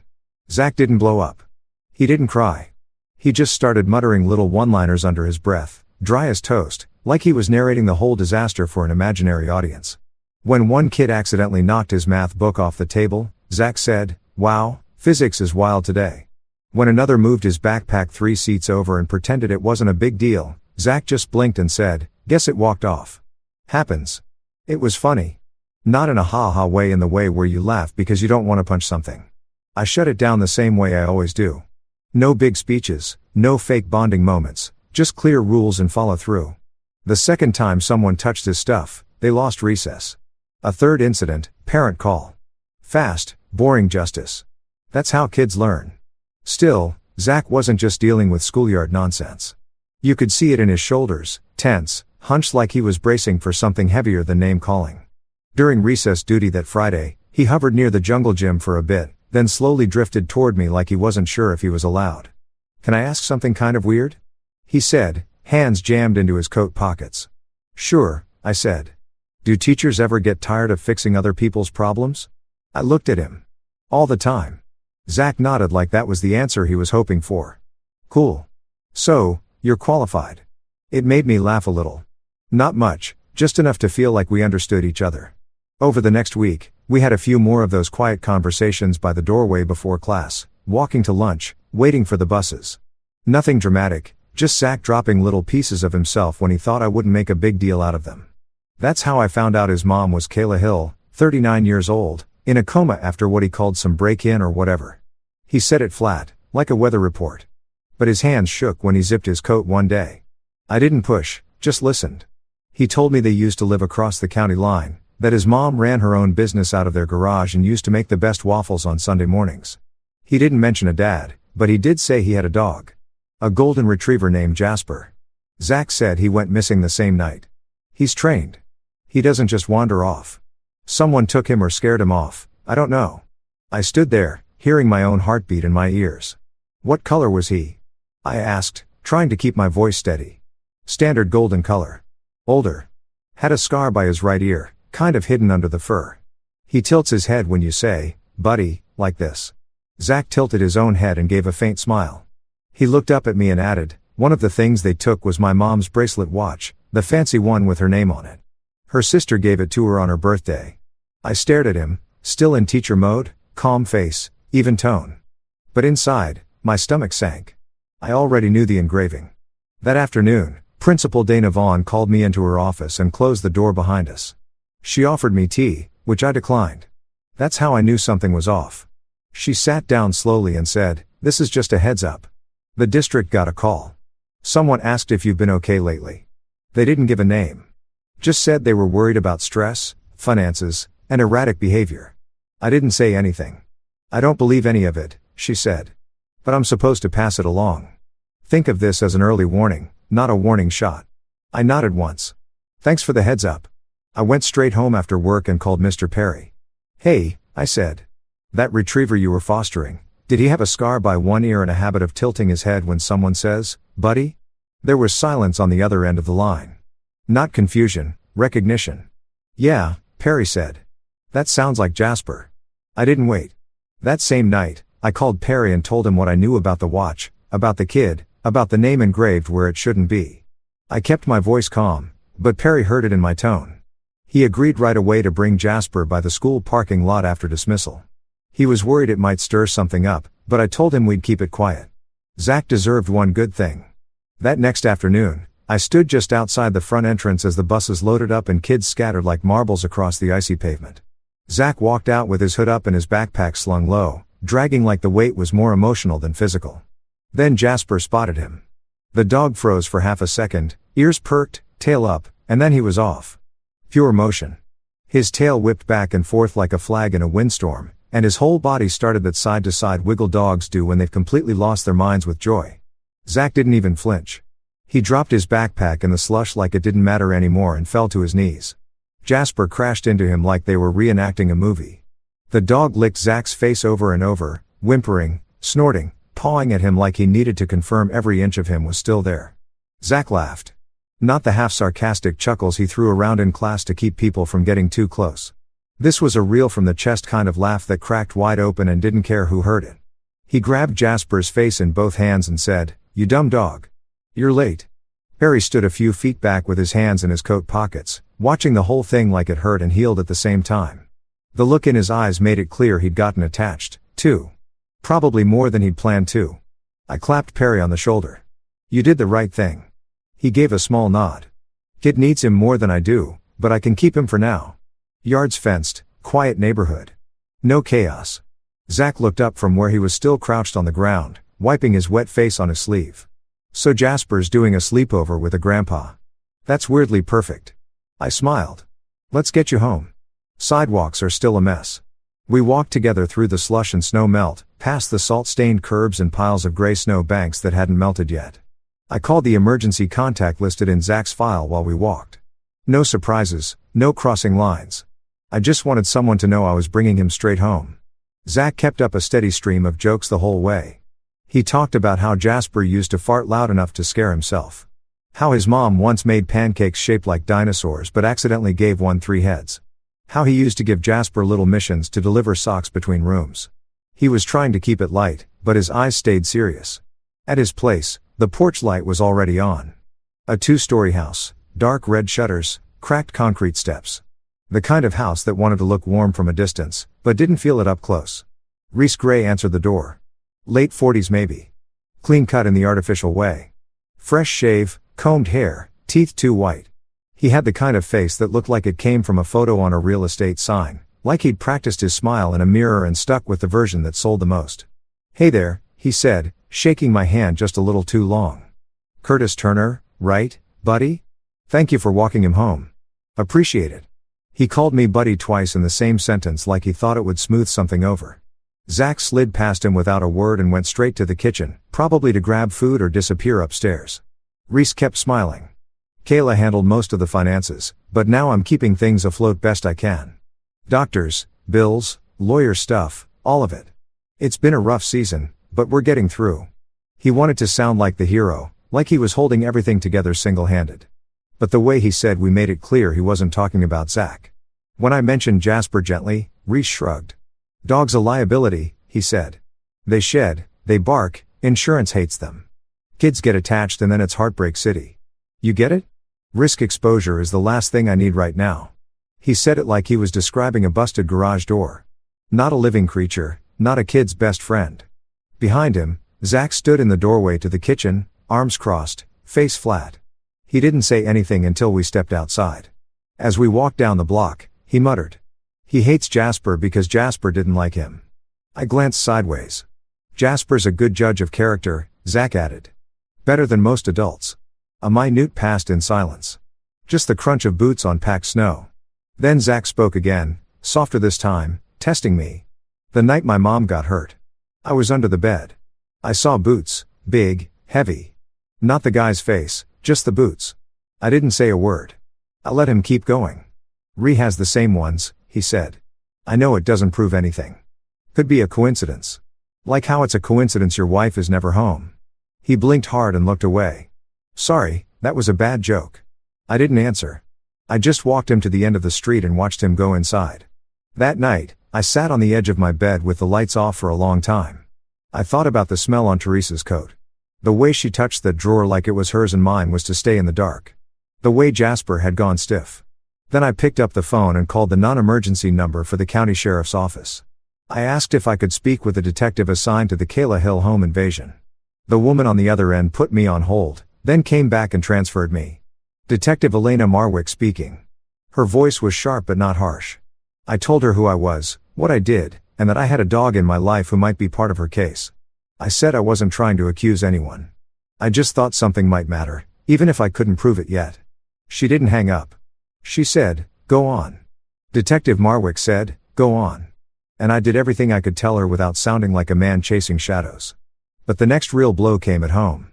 That weekend, Teresa was back in the house like nothing had happened. She moved through the kitchen with her mug of tea, checking her phone, making notes in a planner she never let me read. I waited until the moment felt halfway calm. Then I brought up the watch again.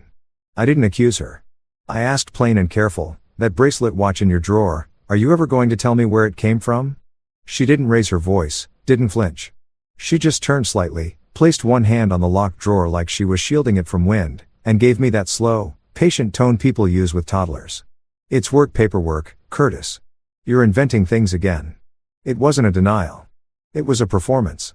Like she was already practicing what she'd say to someone else about the interaction. She reached across the counter and touched my wrist like it was part of the script. "I think the stress from teaching is finally catching up with you. You haven't been sleeping. You've been quiet." "I'm quiet because I'm thinking," I said. "Exactly," she said, and spiraling. "You should talk to someone before you embarrass yourself," she said, embarrass the way some people say self-destruct. Real soft, but with barbed wire underneath.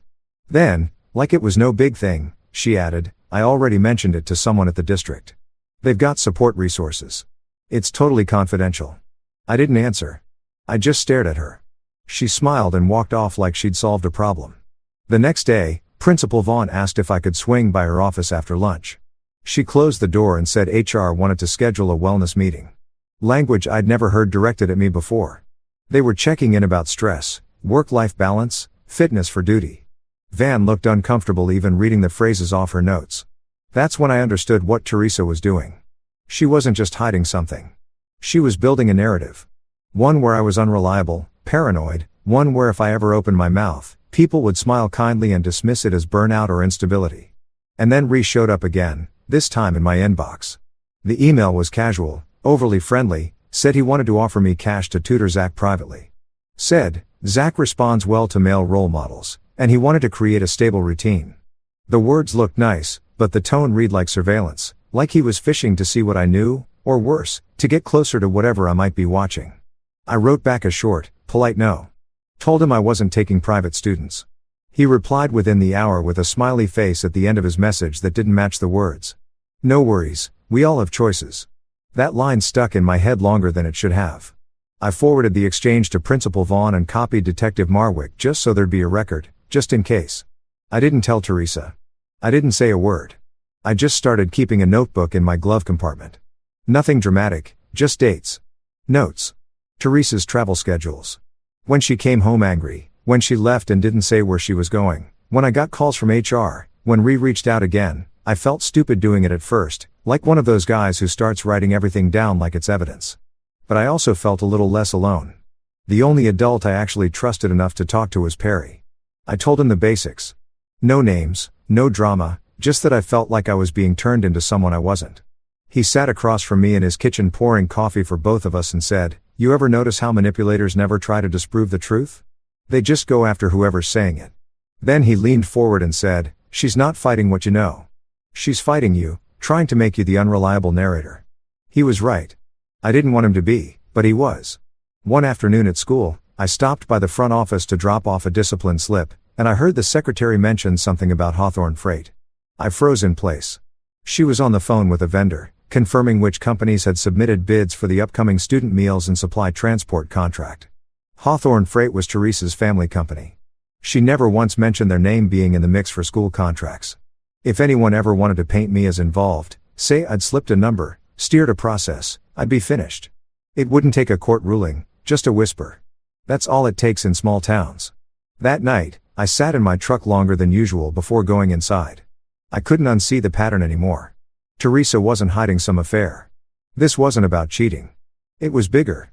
She was tying herself to Teresa's money play through the school, and if things got ugly, she'd paint me as unstable and conveniently involved. A week later, Perry invited me over again. Said Jasper had been acting strange, and he thought I'd want to see. I walked into Perry's living room, and Jasper came bounding over, tail wagging, big wet head pressed into my jacket. Normal. Sweet. Then Perry reached over to a side chair and picked up a scarf. It was Teresa's gray with those little stitched diamonds on the ends. She'd left it in my car about 2 months back. I hadn't touched it since. Perry set the scarf on the chair and Jasper stopped wagging. His whole body changed. Not angry, not scared, just locked up. Eyes hard, shoulders tense, tail still. He stared at the scarf like it was a threat. He didn't bark. He didn't growl. He just backed away slowly, eyes fixed on that thing like it was going to move on its own. Perry knelt down beside him and didn't say a word for a few seconds. Then he said soft and steady, "That dog is telling you her scent is tied to something bad." I swallowed hard. "I know," I said. "I've been trying not to believe it, but I do." The words were barely out of my mouth at Perry's place when I felt the shift in my own chest. Once you say it out loud, there's no pretending anymore. I drove home that night with the window cracked, even though it was freezing, just to keep myself alert. The next day at school, I passed around a big construction paper card the kids had made for Kayla. Stick figures, glitter glue, well wishes, and third-grade handwriting. Zach added a little drawing of a dog that looked suspiciously like Jasper, except with a cape. I brought it to the hospital that afternoon after work and asked the front desk to pass it along. Didn't expect anything.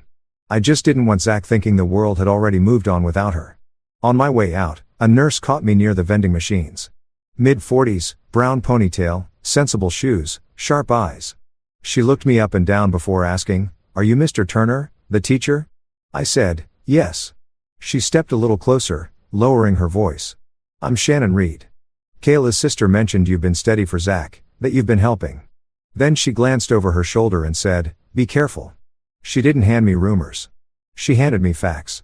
Before the attack, Shannon said Kayla had been asking to speak with a social worker and a lawyer. She didn't say much, but she was worried. Said her partner, Ree, was pressuring her to sign things. Medical power of attorney. Some kind of trust paperwork. I didn't interrupt, just listened. Every word felt like another puzzle piece falling into place. She also mentioned something about changing beneficiaries. She didn't say what exactly, but it was tied to her business somehow. She was scared. That's not gossip. That's from my own chart notes. "Thank you," I said. "Really?" As I walked out to the parking garage, I took the back stairwell like I always did. Less crowded, easier to think. At the second floor landing, I caught movement out of the corner of my eye. A woman in a charcoal gray coat stepped out of the stairwell on the opposite side. She moved fast, purposeful. That squared shoulder walk I knew better than I wanted to. For a split second, I thought, that's Teresa. Same height, same gait, same tilt of the head when checking her phone. I didn't chase her. Didn't yell her name, just kept walking, slower now, watching as she got into a dark SUV and pulled away like she had someplace more important to be. 2 days later, I mentioned it to Detective Marwick on the phone. She checked the visitor log and a hallway camera. Next call I got, she confirmed it. Teresa had been there that same afternoon. No known connection to Kayla. No stated purpose, just present. So, no, I wasn't losing it. My gut wasn't spinning stories. I had receipts now. Zach gave me another one, and he didn't even mean to. We were walking back from lunch one day, him rattling off nonsense about how Jasper once swallowed a sock hole and acted like nothing had happened. Then out of nowhere, he said, "Ree has these boots, Big chunky ones with the little red logo on the tongue. He bought a matching pair for the guy who helps him. I slowed down. The guy who helps him? Zach shrugged. Yeah, he called him his problem solver. Said, real men buy gear that lasts. Went on about it for like ever. The box was in the garage for weeks. Had the receipt taped to the top. Like he wanted me to memorize it. He didn't know why my face changed. I didn't tell him. But I knew those were the boots he'd seen from under the bed. He hadn't said it directly, but the pattern was right there. Reese matching boots. The night of the attack. Teresa showing up at the hospital like a ghost. I told Perry everything, every single piece. He didn't flinch. He just said, you need to stop playing defense. So, I made a move. Bought a dash cam at the Walmart across the highway. Cheap model, nothing fancy. Mounted it in my truck with adhesive strips and pointed it straight down my driveway. If Teresa or Ree wanted to try something on home turf, I'd have timestamps and video. No more hearsay. No more, he said. She said funny thing. Right after that, Teresa started acting sweet. Not fake sweet. Professional sweet. Like a company rep handling a high-rises client. She made dinner, asked about my class, even offered to go for a drive together one night to reset things. I didn't trust a second of it. That's the thing about manipulators. They always smile when they're loading the second bullet. The day after she made spaghetti and asked about my lesson plans, I got another HR email. Mandatory evaluation, concerns raised, formal tone, time-stamped exactly 24 hours after Teresa had cooked dinner for the first time in 3 months. I sat in the staff bathroom for 10 minutes after reading it, just staring at the floor tiles. She wasn't trying to argue with me anymore. She was trying to disqualify me, discredit, deconstruct. If she could make enough people believe I was unstable, she wouldn't need to win an argument. My truth would just sound like noise. And if she pushed hard enough, long enough, I might actually crack under the weight of trying to explain it. Perry called that night and asked if I wanted to stop by. Said Jasper was being strange again. When I got there, Perry didn't put on a show. He just confirmed what I'd already seen before. Jasper still reacted to Teresa's scent like it was tied to something dangerous. Perry looked me straight in the eye and said, you don't have to convince everyone. Just one person who can prove it matters. You don't need to lie, I told Marwick. I've seen the watch. I've held it. And she told me to pretend I hadn't. I gave her every detail I had. The drawer, the text, the pressure, and the slow smear campaign Teresa had been building to make me look unstable. Marwick didn't flinch. She didn't pat me on the back or promise I was brave. She just said, if they're trying to retrieve evidence, they'll come back for it. Then she asked if I'd cooperate with a controlled setup. Officers would be in the home, low profile. You'd give written consent. We'd stay out of sight. Done by the book. I said yes before she even finished the sentence. At that point, I was already in the middle of it. Might as well do it the right way. We picked a night that lined up with bad weather. Forecast said snow starting at dusk and getting worse through midnight. Wind, poor visibility, icy roads, the kind of night someone might use to move through town unnoticed. I told Teresa I needed one honest conversation, that I'd found something in her drawer I didn't understand. I kept my voice calm, just like she taught me. Perry came over that evening with Jasper and settled in at my kitchen table. Jasper, thrilled to be part of whatever we were doing, dropped a soaked tennis ball at Marwick's boots and waited like it was his job. She didn't kick him out, just nudged the ball aside with her foot and said, dog's better trained than most adults I know. Using the same small brass key I'd taken from Teresa's coat, I unlocked the drawer just long enough for Marwick to tuck a tiny recorder beside the locked box and for me to lay a plain white envelope on top. No note inside, just a decoy. We didn't plant evidence. The watch was already there. If Teresa came back, it wouldn't be because she had questions. It would be because she couldn't help herself. By 11 o'clock, the snow was thick as fog. Wind slapped the porch like it had something personal to say. I was standing in the living room, lights low, pretending to flip through a book when I saw headlights cut across the wall. 2 vehicles pulling into the drive, too fast for the conditions. My dash cam caught both. Teresa came through the door like she was late for a presentation. She didn't knock. She used her key, stepped in, and shut the door behind her like this was her place and I was the guest. Then Ree walked in behind her. Seeing him in my house made my stomach turn. He didn't even hesitate. Looked around like he was already mentally redecorating. He whispered something low to Teresa. Couldn't catch the words, but the way he hovered behind her, it wasn't nervous. It was coordinated. Teresa didn't even glance at me. She went straight down the hallway toward the den. Ree followed close, voice still low. I stepped forward enough to hear one line clearly. "He's supposed to be asleep," Teresa hissed. That's when I knew this wasn't cleanup. This was control. They weren't afraid of what I might do. They were afraid of what I already knew. Jasper heard her, too. The moment she touched the drawer handle, he lost it. Barked sharp and hard. Lunged forward. Perry had to grip the leash with both hands. Jasper wasn't being aggressive. He was trying to alert. That bark wasn't noise. It was danger. I didn't need to play dumb anymore. I stepped into the hallway and said clear and loud, "What are you doing?" Teresa turned around slow, face still neutral, eyes cold. "Curtis is having an episode," she said flatly. "He's been under stress. He's imagining things." Reese stepped toward me, jaw set, chest puffed slightly, just enough to try and rattle me. "Easy, buddy," he said. "Let's not escalate things." And that's when Marwick stepped in. She and another officer moved in from the back hallway, coordinated, quiet entry, just like she'd promised. Teresa froze, not in panic, but in irritation. Her face didn't show fear. It showed inconvenience. Marwick raised her hand and said, "Ma'am, step away from the drawer." But Teresa didn't. She yanked the drawer open fast, grabbed a cloth-wrapped object, and shoved it into her tote bag like she'd done it before. That was the tell. She didn't hesitate. She knew exactly where it was, exactly how it was packed. There was no searching, no guessing.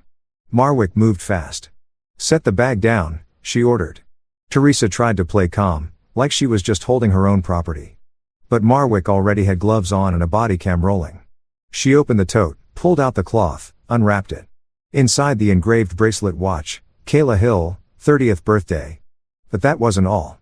Tucked beside it was a cheap flip phone. One of those throwaway burner models you buy with cash at a gas station. Marwick turned it on, scrolled quickly, then held it out for the other officer to witness. Message threads, names, dates, location pings, references to cash transfers, and a final note that said, "Get the dog out first." Makes her look weak. No witnesses. Harry hadn't moved. Jasper had gone quiet again, eyes locked on Teresa, tail low. He didn't need to bark now. The house was speaking for itself. Marwick photographed everything on her body cam. Logged it out loud for the recording. Time, date, contents. Then she turned to Teresa and said, "You have the right to remain silent." Teresa didn't resist, but she did try one last move. "I want it on record," she said, smooth as ever. "That Curtis planted all of this. He's been erratic, unstable. You'll see.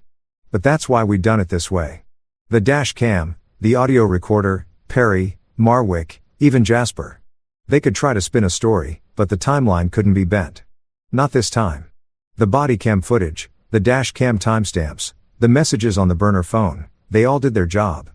But that didn't mean I walked into school the next day like a man cleared. That's not how it works in a town like ours. People don't wait for court dates. They pick a version of the story that makes sense to them, then pass it around like a casserole. For 2 solid weeks, I could feel it. Parents hesitating at pickup. Colleagues pausing too long in the copy room. Kids whispering just loud enough for me to hear, then going quiet when I turned around. HR still made me sit through their little wellness meeting. Nothing personal, just protocol. Teresa being arrested didn't cancel the paper trail she'd spent months building. She'd played it smart, planted doubt before I had a chance to get ahead of it. Bureaucracy doesn't care that your wife is wearing an orange jumpsuit. It cares about liability. Principal Vaughn was the exception. She looked me in the eye, didn't fake a smile, and said, "I'm glad you're still standing." Most wouldn't be. Zach stuck close in the way only kids know how to do without making it obvious. He'd hang around after the bell, pretend he forgot something, then wander up to my desk with some weird fact about frogs or a joke that didn't quite land. One afternoon he said, "If anybody says you're the bad guy, I'll tell them my dog disagrees." I laughed harder than I'd laughed in months. About 3 weeks after the arrest, I got a call from Marwick. "Kayla's awake," she said, not fully steady, but aware. She asked about her son. I asked if I could visit just once to bring back something to Zach, some proof that his mom was still his mom.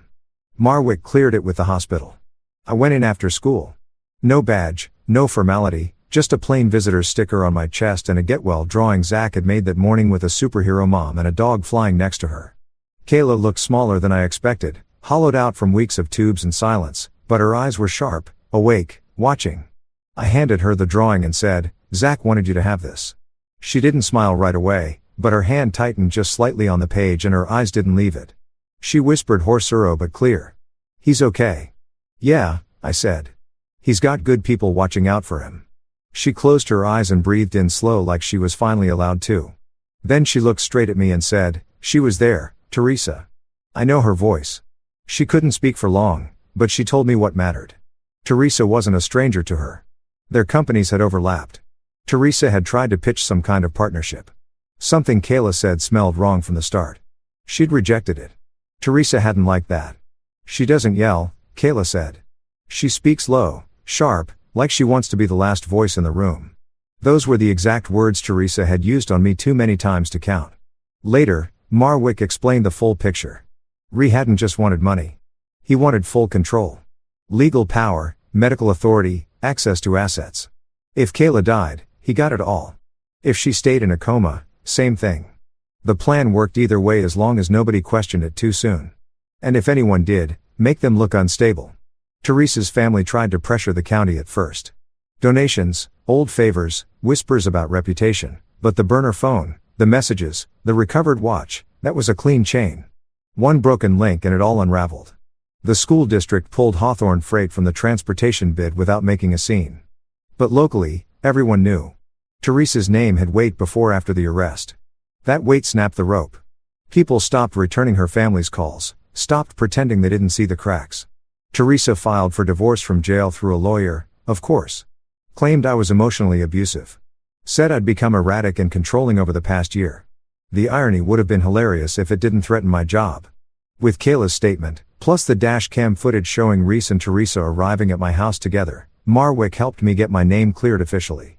District HR backed off. The letter in my file got sealed.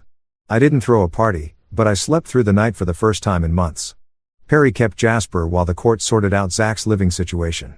Kid custody cases move slow, even when the facts are obvious. But Jasper didn't seem to mind.